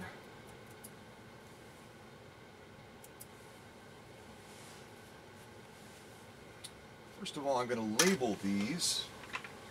Let's see here. So I'm going to put a little A right above these because that's going to be our cam A. That's going to be really hard to see. Let's do a red instead. Let's do a red instead. Maybe I was already using the red. Maybe I have the red pen. Oh, there it is. I was using it before. All right, let's put a little red A up there. There we go. So we remembered that those are going to be the stitches that we generated with cam A. See that? Where is it? There it is. This is our cam A. So now we're going to see if we can get cam B into the machine, and we will do the stitches on cam B, and then we'll see if we have time to slide into cam C as well. So the big deal when you're doing, I'll just show this to you by coming off the tripod real quick. The big deal when you're looking at changing out cams, especially when you've had a machine that has had a damaged or cracked cam stack and you've effected a proper repair on it, but at the same time you still want to be mindful that that cam stack, you know, any cam stack, because it's plastic, is going to have some degree of vulnerability. So the first thing you have to do is you have to realize that you have to get that cam stack so that that cam, right now we have cam A in there, you can see that. We have to get that cam stack so it's going to push that cam as far out as possible so we can reach it, okay? So I'm going to be adjusting the stitch length, the stitch selector, to get that cam stack to start to work its way out by turning it, okay? There's turn number 1, turn number 2, 3, 4, 5, 6, and that's all the way out. So what I'm going to do now is just carefully grab that cam, pull it straight out. Don't twist it like that. That's how some people damage their cam stacks. If it's a little sticky, they'll be like twisting it. Just pull it straight out. I'm going to set that back over here. Now we're going to find our cam B. Now we're going to put our cam B in there. And this is the only time you kind of turn it a little bit, just to kind of find that spot where it's going to slide in and snap into place. But you have to kind of take it slow. There we go. You hear that? It just snapped in beautifully. So now our cam B is in position. We're ready to do all of these stitches right here. The blue, the yellow, the red, and the green. And I'll try to use the proper names if I can. Don't count on it. It might happen.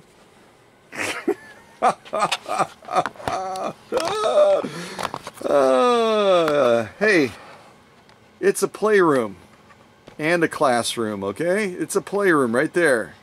Enter at your own risk. You might be told the wrong stitch name. You never know. All right, so we're gonna do stitches on cam B now. And again, the first stitch we're going to do is going to be this really cool blue one. And I'm going to try to get the names for you. Probably only going to say them once, just so I don't have to remember them all.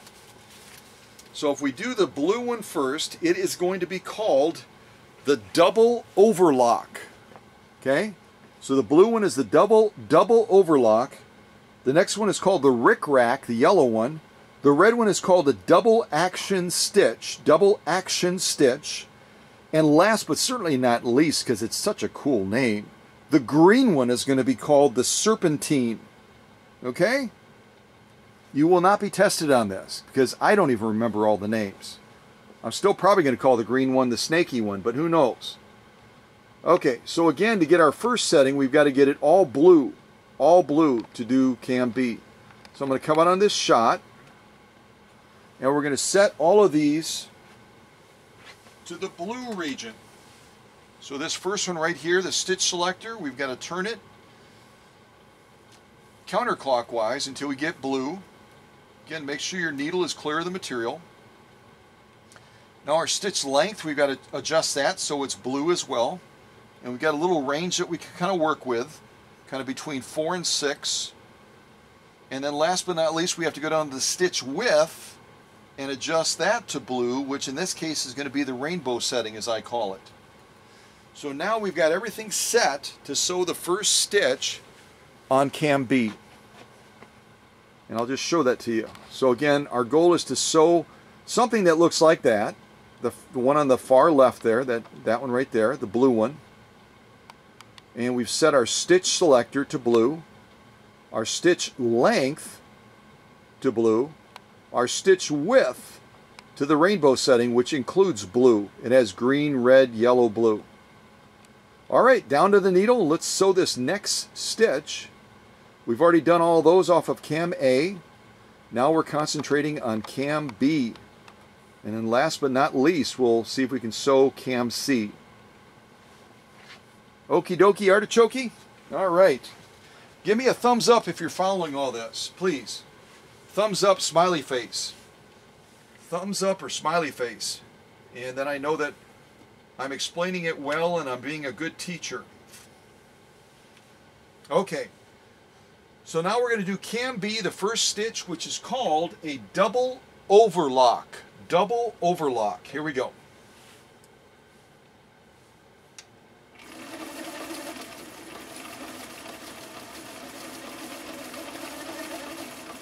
Just hope I don't run out of bobbin thread.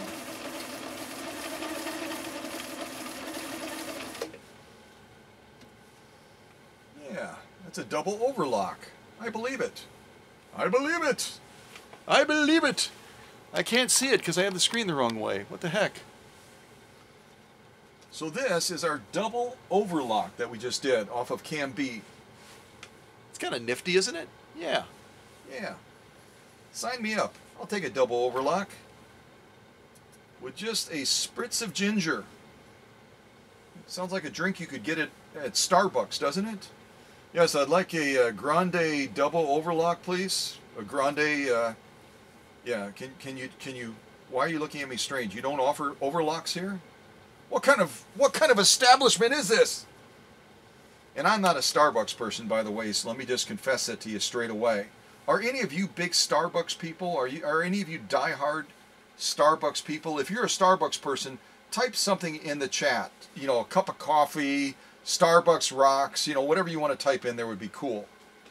And while you're doing that, I'm going to go to the next stitch, which is our yellow stitch on cam B, which they are calling a rick-rack. A rick-rack. Rick-rack. All right, so let's take a look at that one. So we're going to be doing something like that rick-racker right there. The yellow one. So we've got to adjust everything to yellow now. Let's do that. So the first thing we have to change to yellow is going to be our stitch selector. One turn counterclockwise. Now we're already in the yellow range here on our stitch length. We're good to go. Leave that alone. Our stitch width is already on the rainbow, which includes yellow, so we're good to go. So all we had to make is one simple change. And now we're going to go ahead and go on to our next stitch, which is going to be a rick-rack. Well, it sounds like a rack of ribs, doesn't it? All right. All right, let's do this next one, the rick-rack, as they're calling it.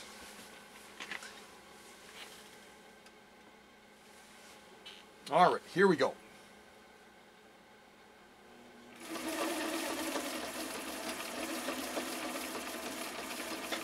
That is a very complex pattern. A lot of needle swing there. Holy mackerel.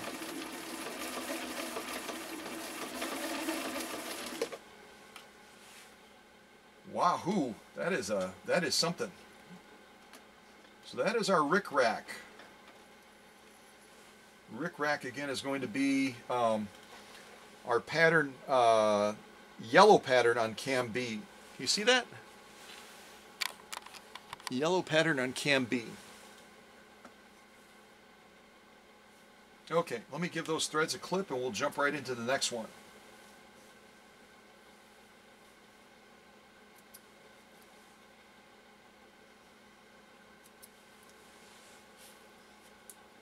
All right, let's get this back into position. Now we're going to be on our third stitch on cam B.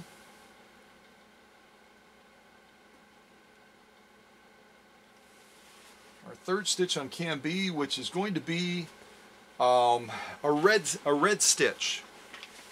A red stitch. Let's go up there and I'll show you what it looks like. Where is it? There it is. So we're going to be sewing that red stitch next on cam B. And again, they are calling it, so I get the proper term, they're calling it the double action stitch. Double action stitch.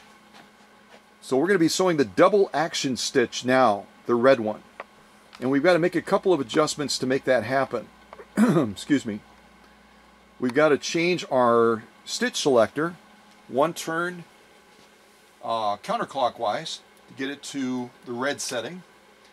Then we have to adjust our stitch length over to the red setting.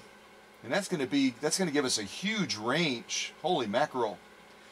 Everything from about 0.5 all the way down to almost 0. So I'm going to go kind of like right in the middle. a little bit off to the middle there. And then our stitch width is fine because one of the rainbow selected colors is red. So we're just going to leave the stitch width alone. All of our other settings are good to go. So we're going to do this next one. Again, it's called the double action stitch, the red stitch up top. I'll just show it to you one more time and then we'll buzz down to the needle. So that red one is the one we're going for next. Come down to the needle. You can see our field of stitches that we've already done off of cam A. Number of stitches on cam B as well. And we're going to do our next one now. And then we'll finally move on to cam C. All right. So this again is going to be our double action stitch. Double action stitch. Kind of fun to say, isn't it? Yeah. Double action stitch. Okay, here we go.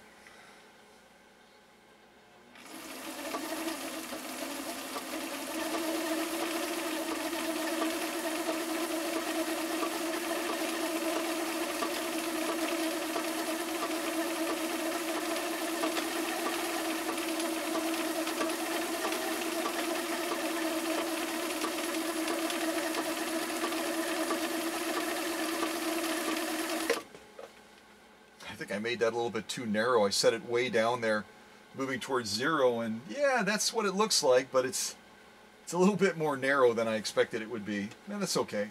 That's the whole fun of messing around with stitch length and, you know, within those tolerances that they give you. So that right here, the one that I'm showing you, is our double action stitch. And again, I would probably change it to a little bit wider than I made it, but that's okay. That's okay. Golly, I hope we don't run out of bobbin thread. I hope we don't run out of bobbin thread. Keep our fingers and toes crossed, right? Like I always say, fingers and toes. All right, so we're going to do our final stitch now on cam B, which is our green stitch. And I usually would refer to it simply as a snaky pattern.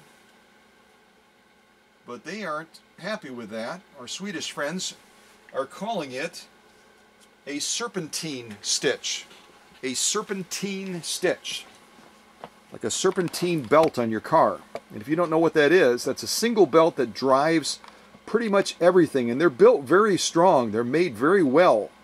But if you ever have a serpentine belt break, you lose your alternator, your power steering, and pretty much everything because it's only a single belt.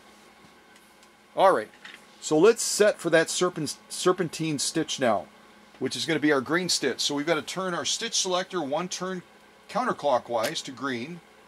We're already in the green range here, and I'm going to make it a little bit longer than I did before because I think I was kind of going crazy with that. And then our green stitch is good down here because green is part of that rainbow setting on the stitch width. So we're green all the way across, and we're all set to do our serpentine stitch now off of cam B.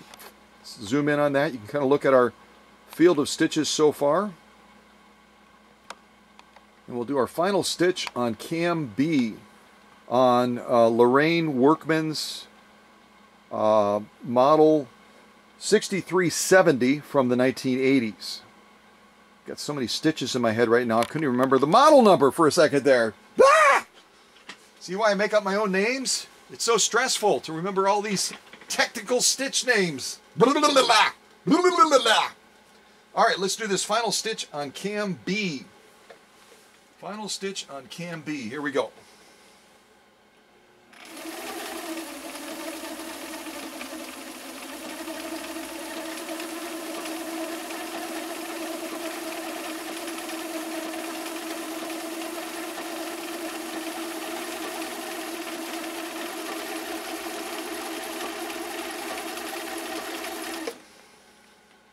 Yeah, I did a pretty good job of keeping that semi-straight. Sorta. Sorta, kinda. So that's the one we just did there on the far end. That is, oh, I don't even have it in the shot. Do I? Looking over my shoulder, there it is. Okay. So that's our serpentine one that we just did, which is on the far right. As I'm looking at the camera, it's on the far left, so it's a little bit confusing. But now we've done all the stitches on cam A and cam B. I'm going to give the thread a clip, and then I'll let you look at these for the first time. Well, not really for the first time, because I've kind of been showing them to you, but you'll have a chance to look at them in totality. Here's that totality word again. Good gravy.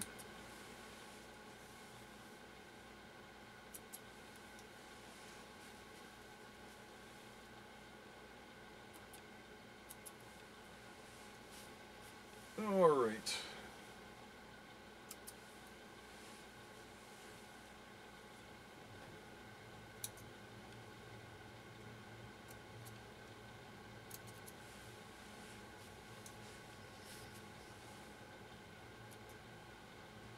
I'm still trimming threads here, folks. We may be here for weeks. You never know. Hopefully you all have something to drink and made a bathroom break before this premiere started. Otherwise, you're in trouble. You're in trouble! All right. Let me get my sew-off holder that my friend from Florida sent me. Oh, and I should also be real official, and I'll label this next set B.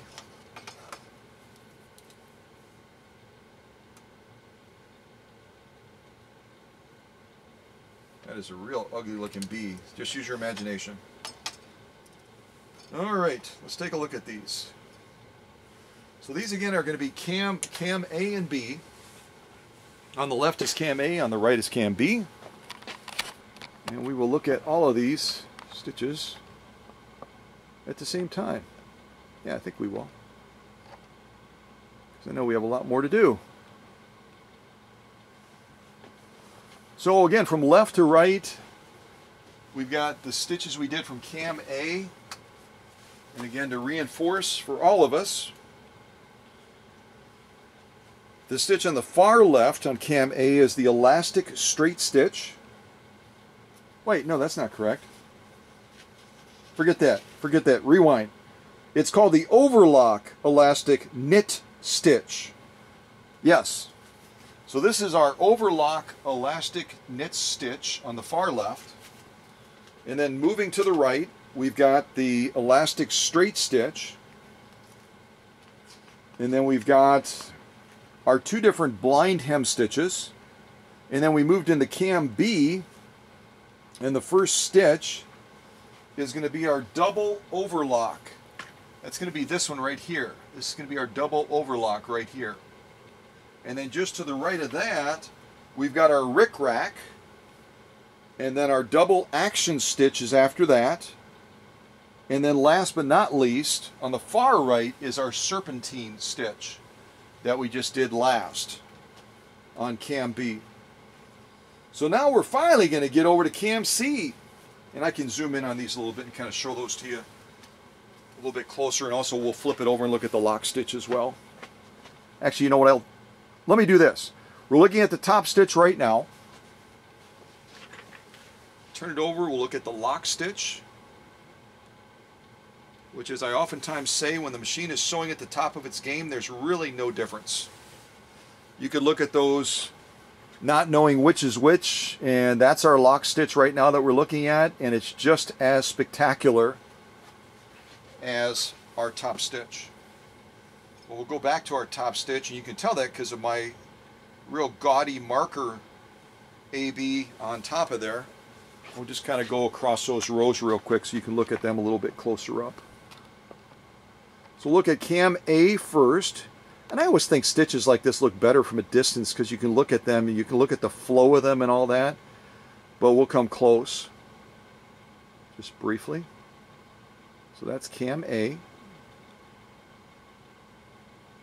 Cam B.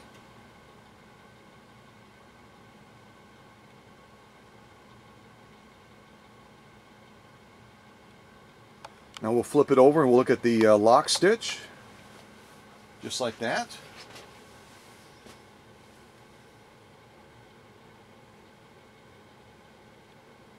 Stay, stop wiggling. It's got to be the troublemaker serpentine stitch trying to do the jiggle wiggle thing there. So again, we've got this flipped around right now, so we're really looking at cam B first. And then we'll be looking at cam A second, because we got it turned around. We're looking at the lock stitch right now. Now we're looking at cam A.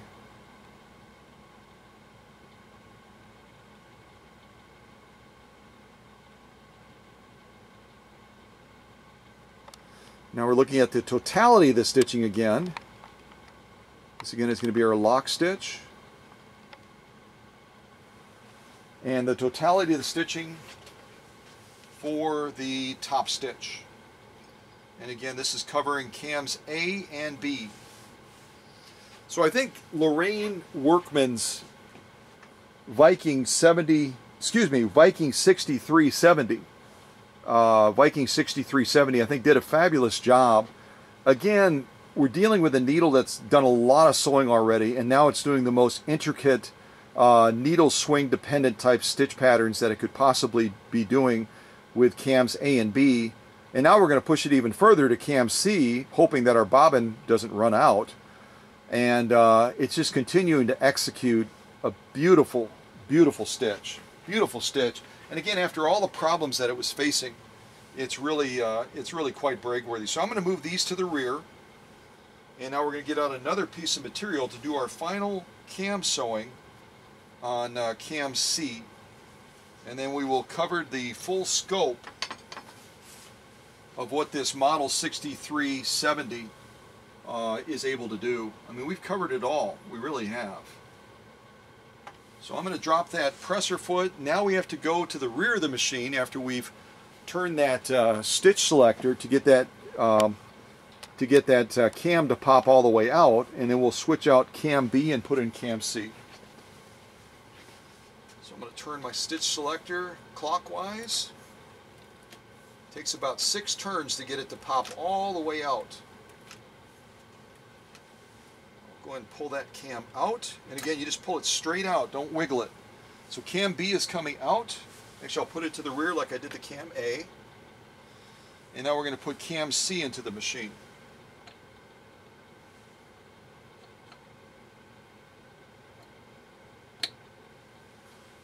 Beautiful sound of it snapping into that repaired cam stack, just as it should. And now we've got to adjust for the first stitch on cam C. Again, we're going to look at cam C. The first stitch we're going to be doing is the blue one on the left, which they are calling the shirring stitch. Shirring stitch. It's S-H-I-R-R-I-N-G, shirring stitch. So that's the first stitch that we're going to be doing on cam C. So, and since it's blue, we've got to set all of our dials to blue. So to do the shirring stitch, we're going to set our, let me come out like that. That should be okay, I think. We're going to set our first stitch selector to blue.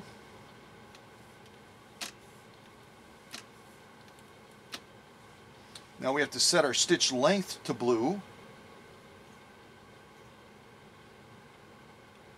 You have kind of a range there. I'm kind of going with the range on the lower end of things to make that a little bit shorter.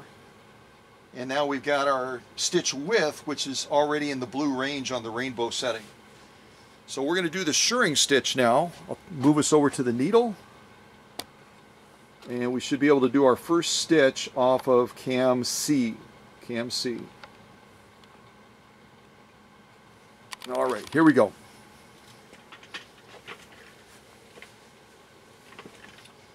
So this again is called the shirring stitch. Shirring stitch. Here we go.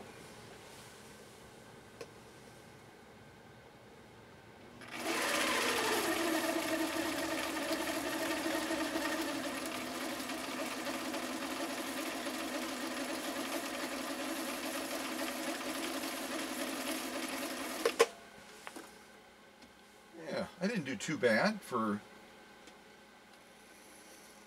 trying to remember the name of the stitch, because I'm thinking about the stitch name the whole time. What is it called again? Shirring? Yeah, okay, all right, good. So we just sewed the shirring stitch. Let me clip these threads and I'll show that to you. And then we're going to move on to our next stitch on cam C. So this is a shirring stitch right there. Hopefully you can see that in the shot. Yeah. me get that back underneath the presser foot, and now we'll move on to our next stitch on cam C, which is yellow, and they are referring to it with a very fancy name. It's called the Point de Paris hem stitch. Point de Paris hem stitch. That just scares the dickens out of me just to say it. Let me show it to you in the book, because I'm not even going to try to spell that one. There's no way. Not going to happen. So this next one is called the Point de Paris hem stitch. And that's that yellow one that we're going to do next on cam C. Okay? This one right over there. The yellow one. Okay. Make you all seasick here. What the heck? Leave it alone. You're making us dizzy. You're making us dizzy. Okay, so don't even ask me to say it. Okay, I'll say it again for you because I love you guys. We're going to do the Point de Paris hem stitch now. The yellow one. Isn't it a lot easier just to say yellow stitch on cam C? Yeah, it is. Yeah. Yeah, it is. Definitely. But first of all, we have to set it to do that. And since I'm already down to the needle off camera, now I'm going to be turning the stitch selector one turn to the left to get us into the yellow range. We're already on the yellow range on stitch length, and we're already in the yellow range on stitch width. So now we're going to do the Point de Paris hem stitch. Here we go.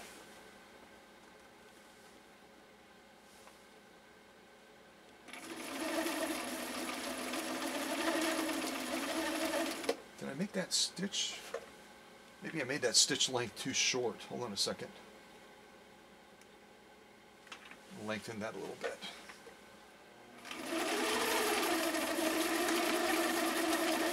You're going to see a little bit of an irregularity because I started a little bit too short and it wasn't advancing well. So I made it a little bit longer, so it's going to be shorter on one end and longer on the other.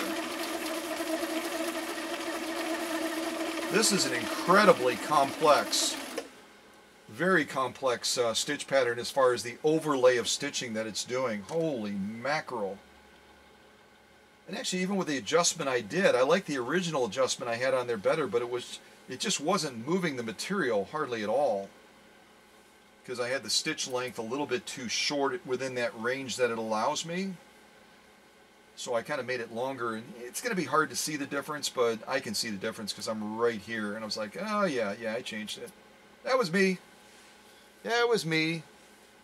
I was trying to put that Point de Paris, Point de Paris hem stitch in its place. Yeah, you're not all fancy and stuff. Yeah. So this is our Point de Paris hem stitch. Let me come over there.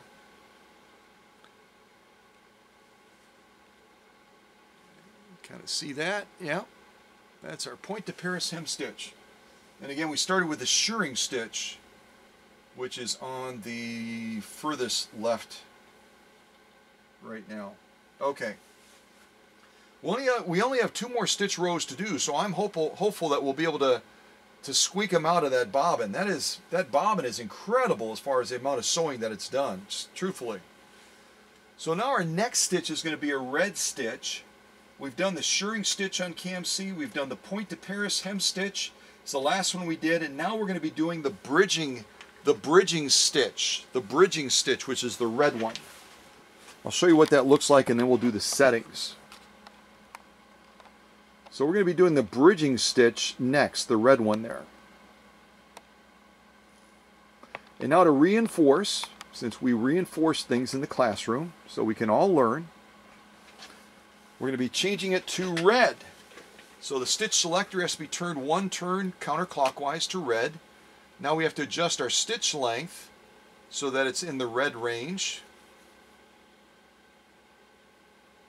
And I'm not going to make the same mistake again. We're in the red range right now on the stitch length, but I'm not going to go way to the right, which is going to make it super short. I'm going to go kind of like right in the middle. And now, since we're doing a red stitch, our rainbow includes red, so we're going to leave it right there. So we're all set on all of our settings. Colormatic system is really quite a brilliant system as far as ease of selecting, matching colors, etc.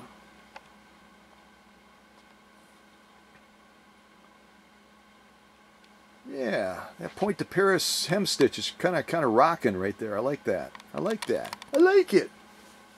Scotty likes it. Yeah. Okay, so we're going to do our bridging stitch next. Our bridging stitch. And again, we've already done the other 2 stitches off of this cam. The one on the far left again is going to be our shirring stitch, then our point to Paris hem stitch, and now the next one we're laying down is going to be our bridging stitch. Our bridging stitch.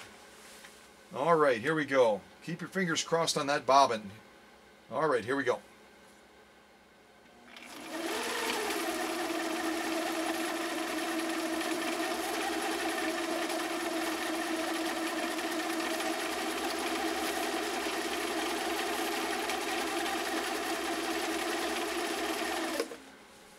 We're going to stop right there. I'm not going to run it all the way down because, like, I don't want to run out of bobbin stuff. Yeah, oh, bobbin, let's keep our bobbin thread. Hey. All right.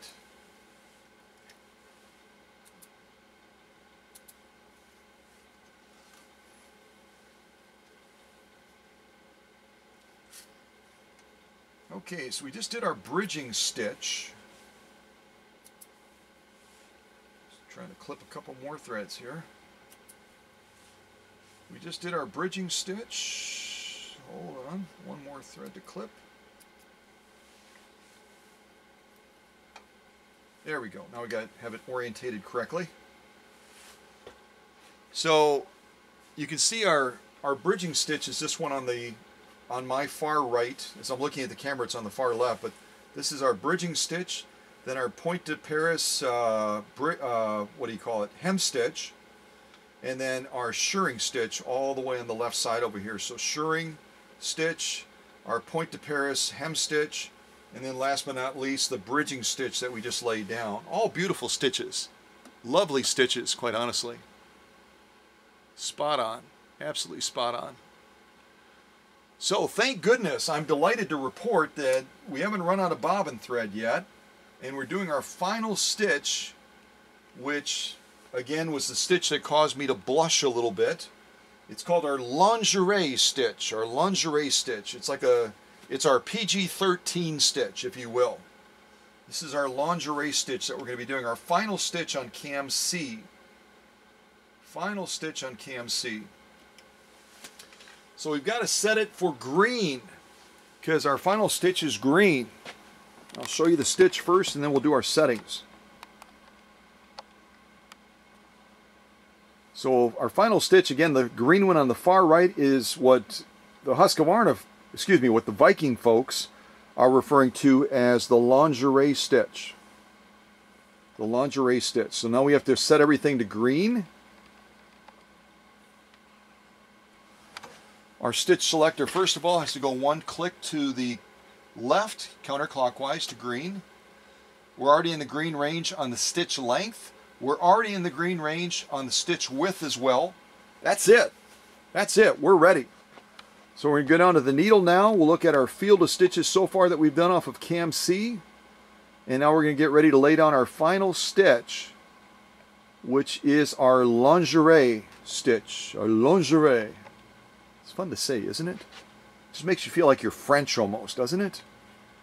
If anybody in attendance right now is from France, I think your language is beautiful. I really do. I don't know if lingerie is, I would think it would be French roots, isn't it? Someone want to look that up and type it in the chat if lingerie has French roots. I can only imagine that it does. But go ahead and do that if you would be so kind. Type it in the chat. If you're the first one, you're going to get a gold star for the class today. Gold star. All right, here we go. Our lingerie stitch. A lingerie. Here we go.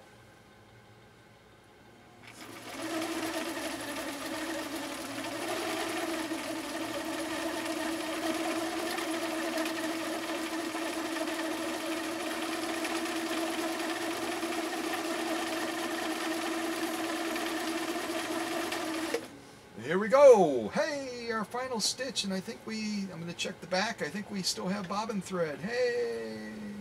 Yes, we do. All right. All right. Yeah.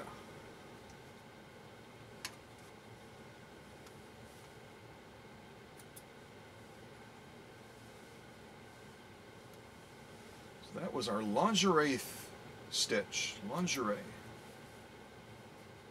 And I'm not looking at the chat, so if you typed in there, yep, it's French. The roots of the word lingerie are French, which I wouldn't be shocked over. Then that would be cool. I have all that extra space. Isn't that, it's a travesty. So I'll just cut that off and then we'll use that for something else.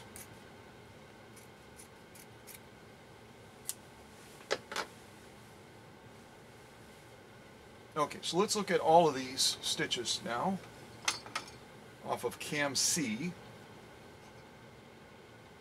should probably, again, being official, put our little C on the top of there, which hopefully looks more like a C than the B did. Oh yeah, that's pretty good. Yeah, that'll work.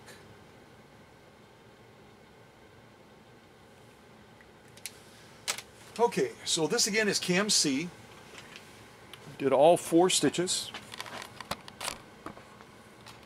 Look at the totality of stitches first.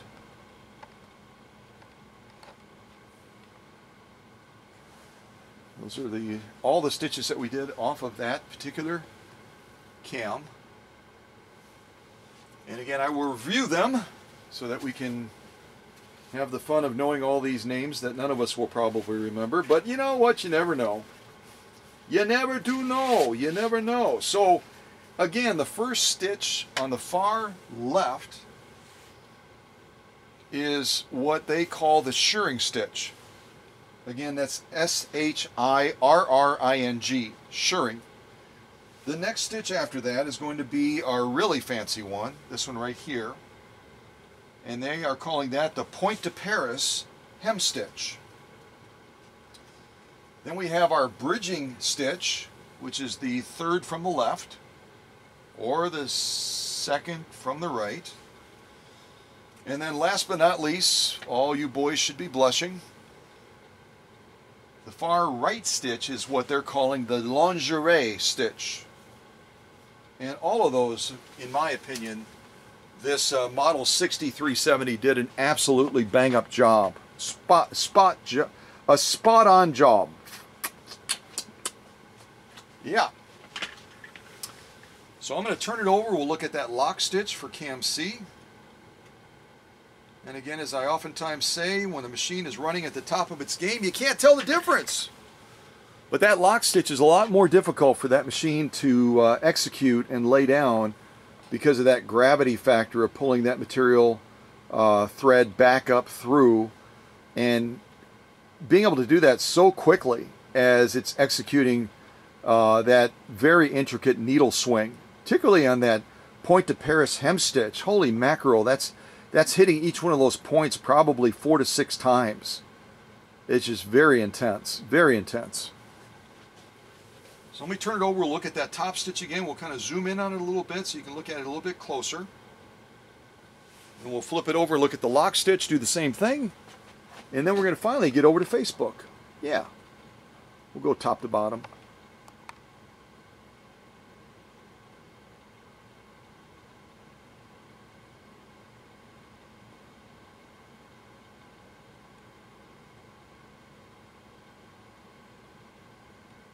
Beautiful stitching. Absolutely gorgeous stitching. All right, let's turn it over and look at that lock stitch closer up. Again, these are all off of cam C. Cam C.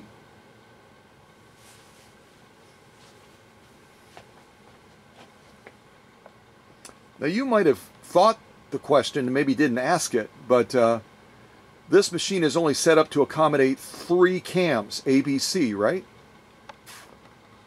So could you use a cam D in here or a cam E if you had one of those? You could. But again, because the cam stack is designed and the finger is designed to read only cams ABC, you'll get some sort of a stitch pattern, but it may not exactly match what's on that label. If that makes sense.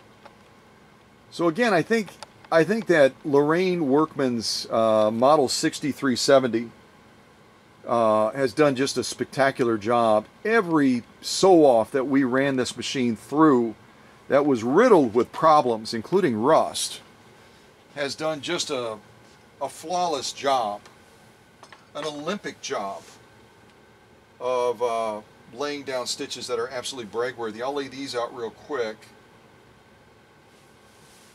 Our decorative ones that we did live on camera today. But I'm also going to show you these as well. This is our sew-off sandwich that we just did. Well, I see why it looks so dark. I had the angle of the screen down a little bit.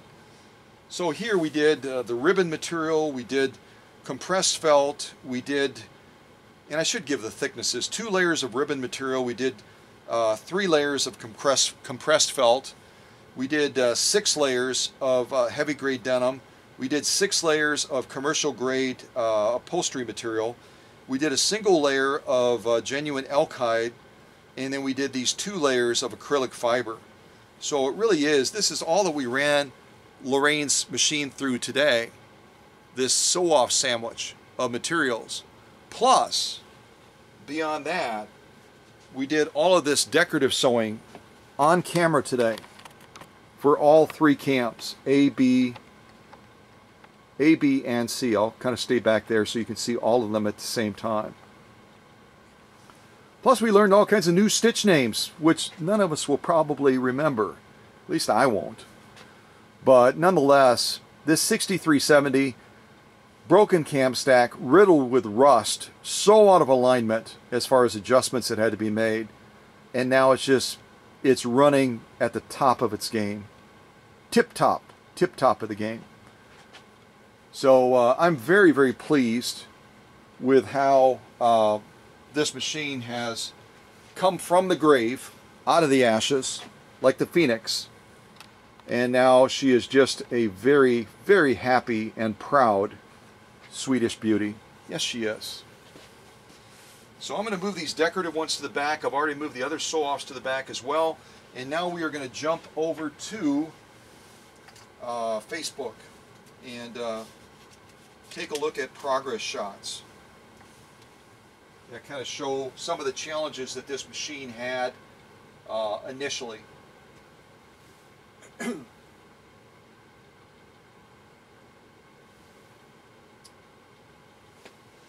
Yeah, and I also cover some other things.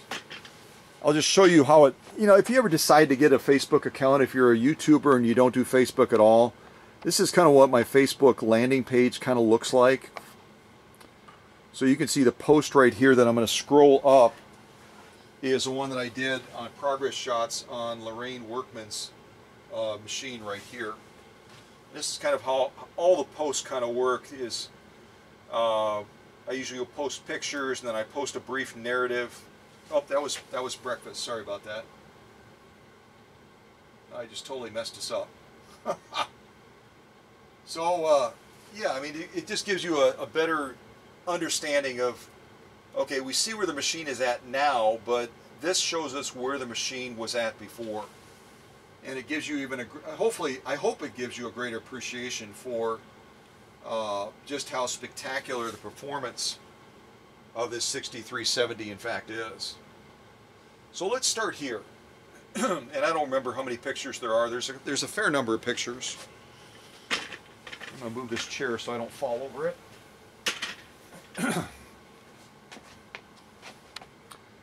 So this is kind of where we started. It gives you an idea of the extent of the rust that I was having to contend with. This is only in the faceplate area. It was all throughout the machine.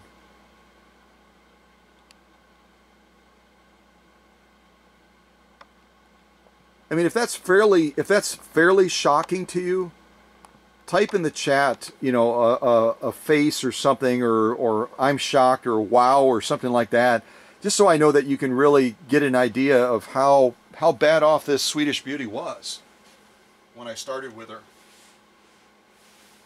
Gives you a closer shot there. You're kind of looking at the presser foot bar and components associated with that. There's a closer up shot.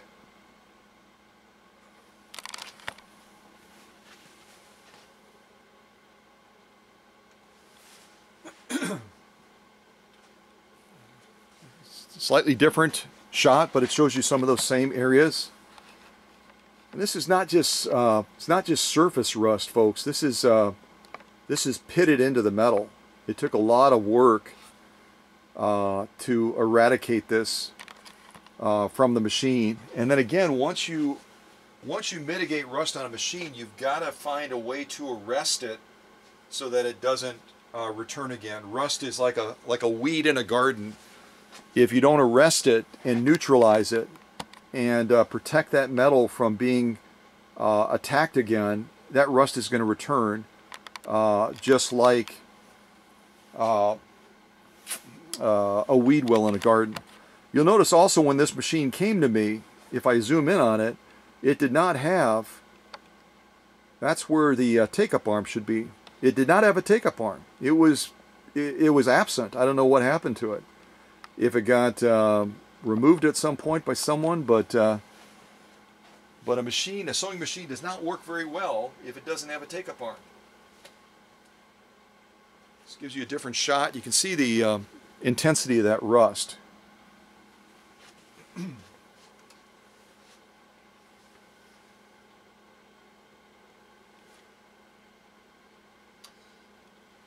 Now that's starting to go through the process of being cleaned up. Arresting the rust, arresting the rust, treating the metal, eradicating, and trying to get that metal back to a state where it is salvageable and where it will not be prone to getting rust on it again. Step by step by step by step.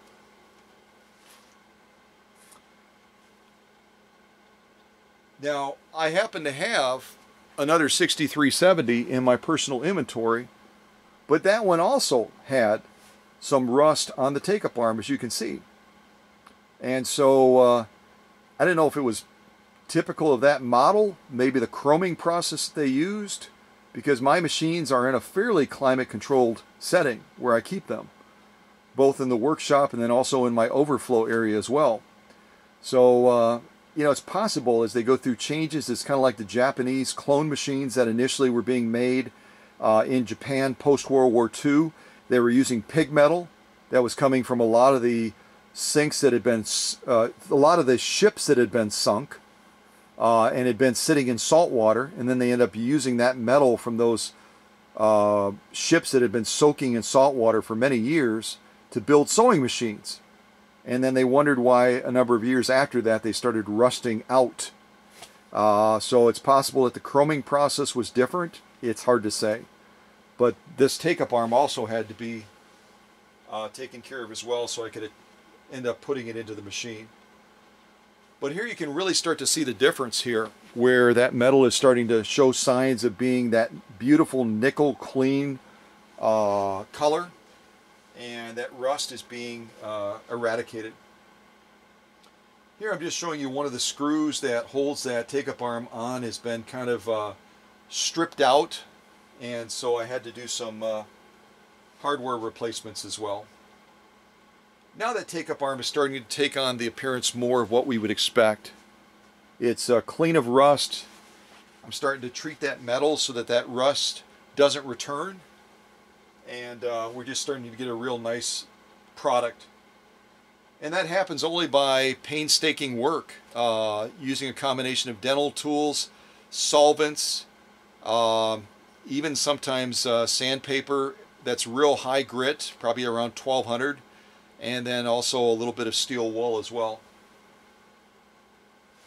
Several different processes and stages. Now we're starting to look like what we would expect to see on a Swedish Beauty. She's starting to clean up very nicely.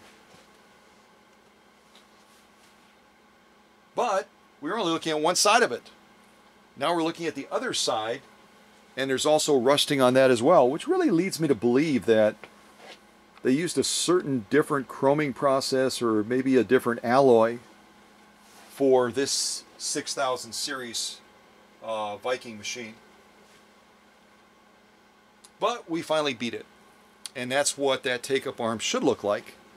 And we're at a point now where we can move towards getting ready to install it into the machine, since it didn't have one. It did not have a take-up arm. Just showing you the different angles. All the rust is gone, the metal has been treated, and she's ready to go to work.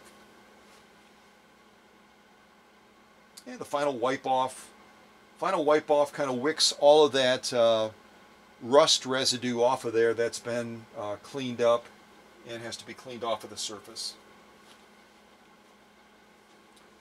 And we're getting that installed into the machine now, so we have a take-up arm.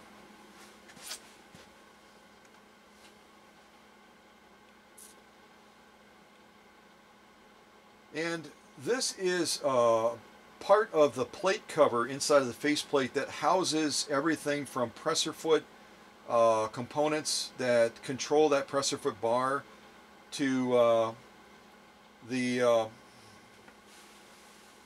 trying to look at it at the right angle, to our stitch upper tension and a number of other components as well.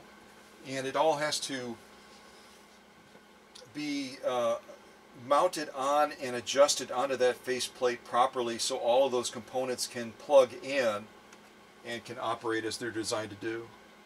But first of all, it has to be cleaned.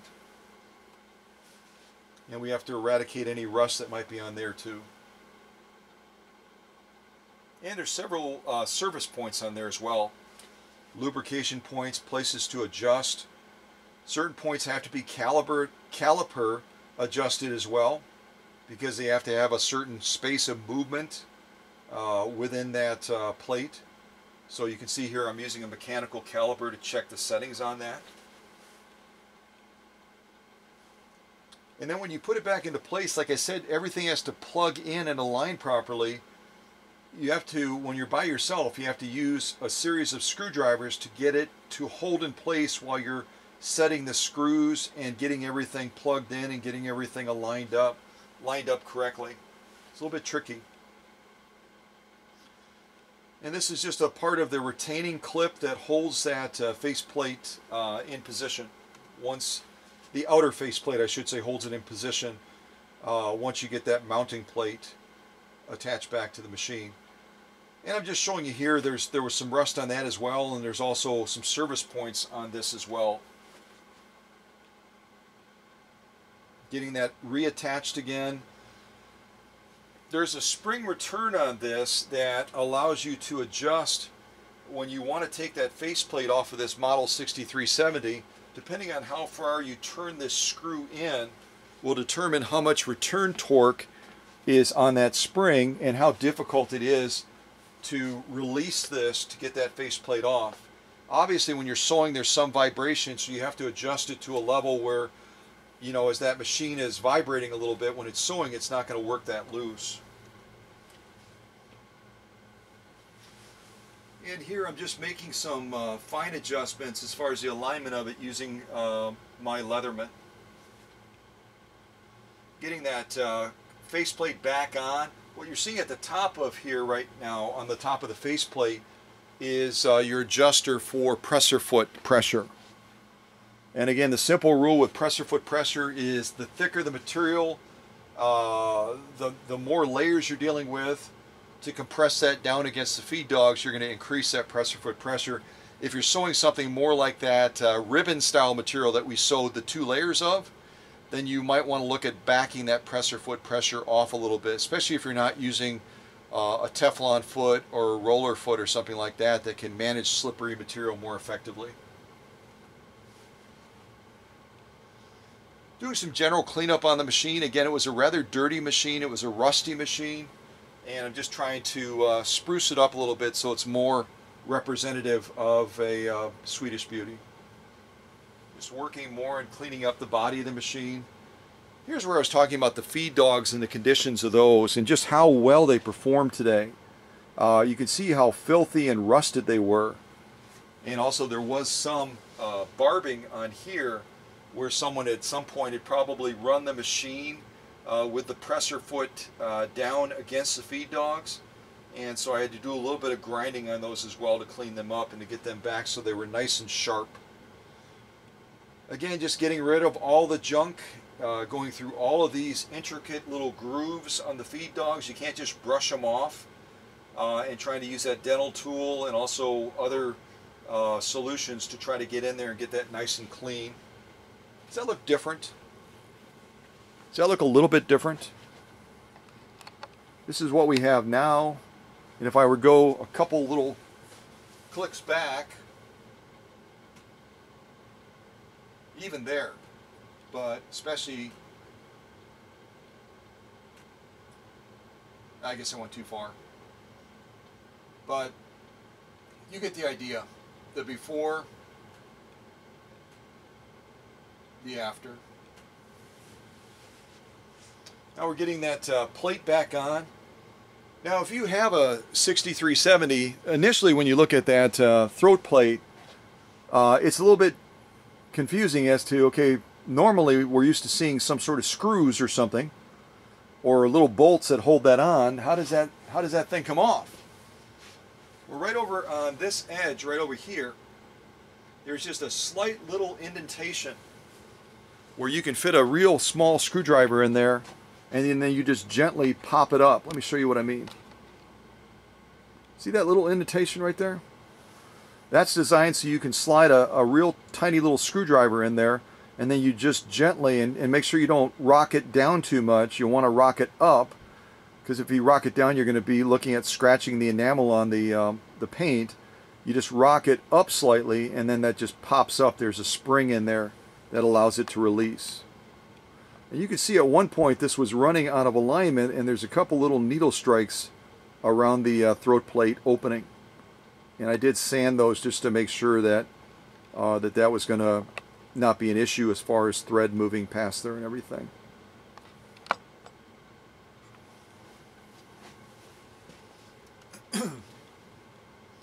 There's a more distant shot of the 6370. It really is quite an attractive machine, isn't it? It really is a sexy Swedish beauty from the 1980s. So, can something from the 1980s be sexy? Yeah. Hello. And this is obviously the book that Lorraine sent with the machine, which I'm grateful for that, because otherwise I would not have been able to use the proper names for the stitches today during this premiere. And once the book goes back with her, I'll be back to square one. I'll be calling them snaky stitches and everything else.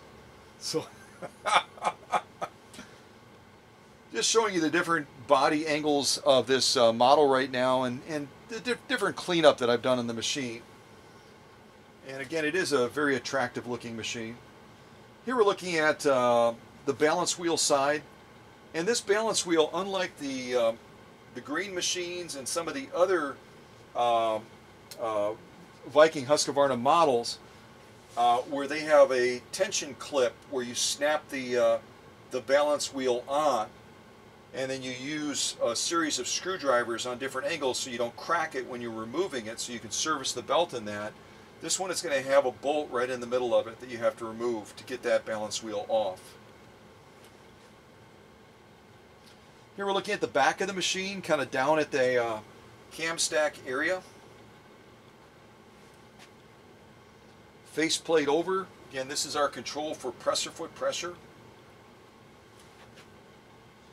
Here I've sewn off on, and I showed those to you in this premiere today, some sewing decorative stitching, cam generated, both on a cotton blend and then also on a leather as well.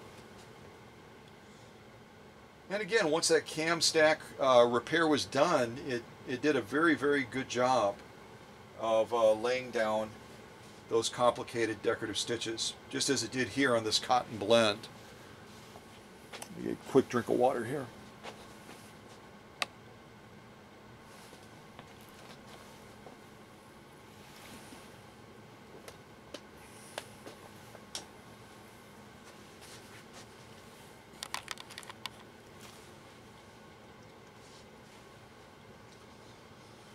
And again, you saw these quite a bit in this premiere today. These are our controls. On the bottom we have stitch width. Also this control pulls out if you want to do the different stages of the buttonhole. And again, it uses a cam function on the back here, which is somewhat problematic. Our stitch length is up here, along with our reverse button.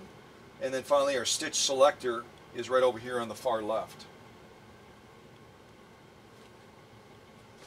There's a distant shot. You can see the king has come out. Dr. Singer is kind of in the background, and they are as pleased as punch to see the progress that we made on this machine.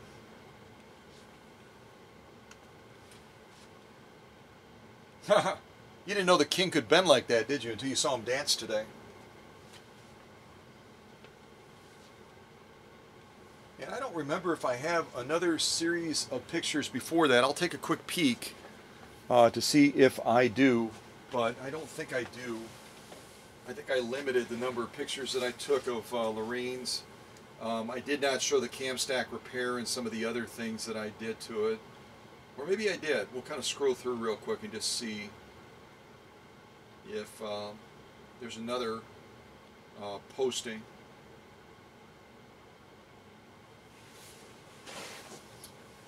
Oh, let's see here. Just checking my shots. Okay, yep.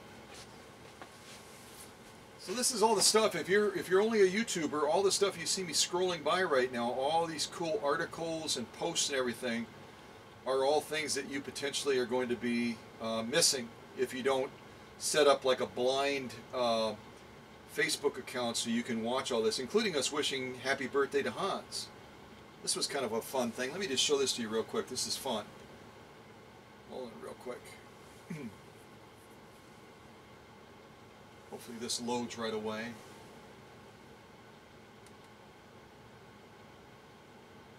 Probably can give us a commercial. Yeah. Hold on a second. I want to skip you. I want to skip you. Alright, this is for Hans. This is what I did for Hans' birthday.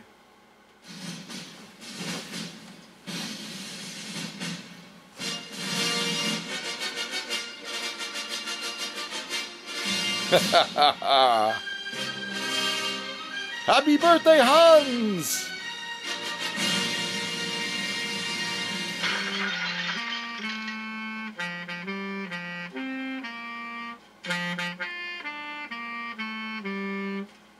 Birthday to you. See that? This is all the stuff you missed by not coming to Facebook. How fun was that? That was fun. Let's see here.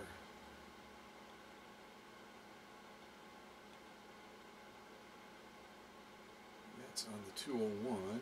That was the 201, right? Yeah, that's William Wessels. That's William Wessels as well.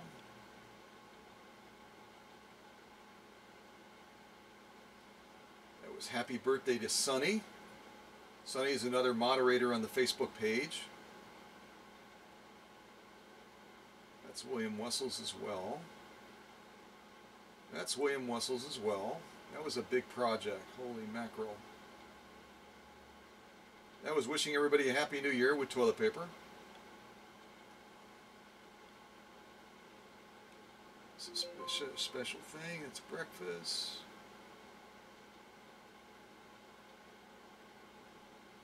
Yeah, I think those were the only pictures I took of Lorraine Workman's progress shots.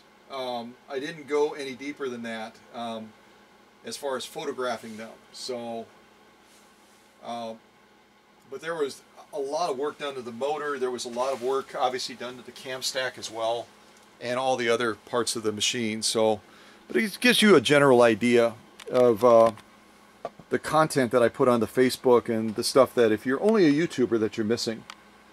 But once again, it's been such a neat opportunity to take a machine that really seemed almost like William Wessels' 201-2.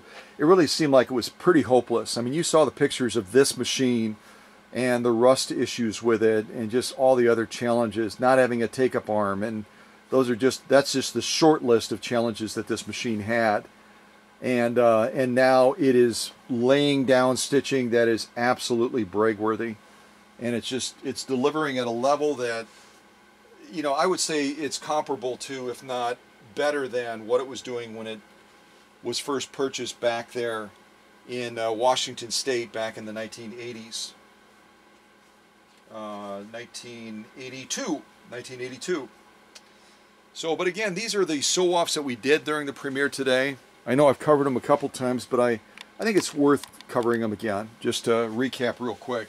We did this real slippery ribbon material. We did the compressed felt. We did the, and that was 3 layers of that. 6 layers of heavy grade denim. 6 layers of commercial grade upholstery material. Genuine elk hide. And then this awful acrylic fiber stuff, which is incredibly tricky to sew with. And this was our sew-off sandwich live on the premiere today, along with all of these decorative stitches that we laid down off of cams A and B, and then also off of cam C as well. So the full scope of cams that are designed to go with Lorraine Workman's model 6370. So I'm incredibly pleased with how this machine got the job done today. And we'll end with a little bit of music, celebratory music that has kind of a reggae feeling to it, hopefully. Maybe not. Actually, I won't, because I already closed it. I closed that out already. Oh, goodness. That's okay. That's okay.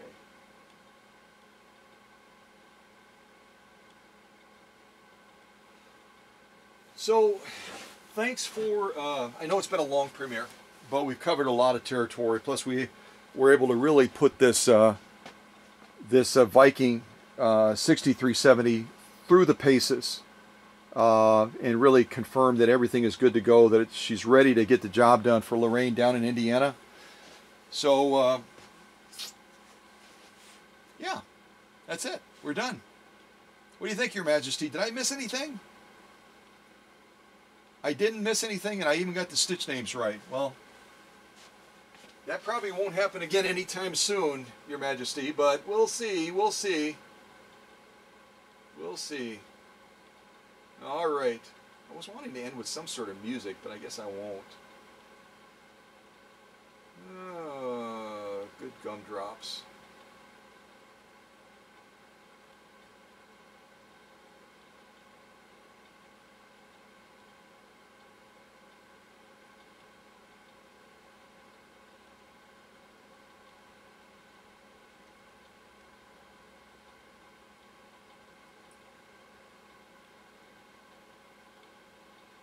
Yeah, that's not music. That's down by the lake. Okay, well, hope you are doing well and that you enjoyed this premiere on this Viking from the 1980s. And couldn't find any music, so well, I guess we can just hum a happy tune or something, right? All right, you all take care and stay tuned for other premieres like this where we cover a lot of territory. And you have a chance to see a great machine like this that was pretty much hopeless. And now she is absolutely victorious. So take care. Bye. Oh, I'll give you a quote. That's how we'll end. We don't have any music, but we'll end with a quote. So remember, yesterday is history, tomorrow a mystery, but today is a gift, which is why we call it the present. I actually got it right that time. Hey, all right. Take care.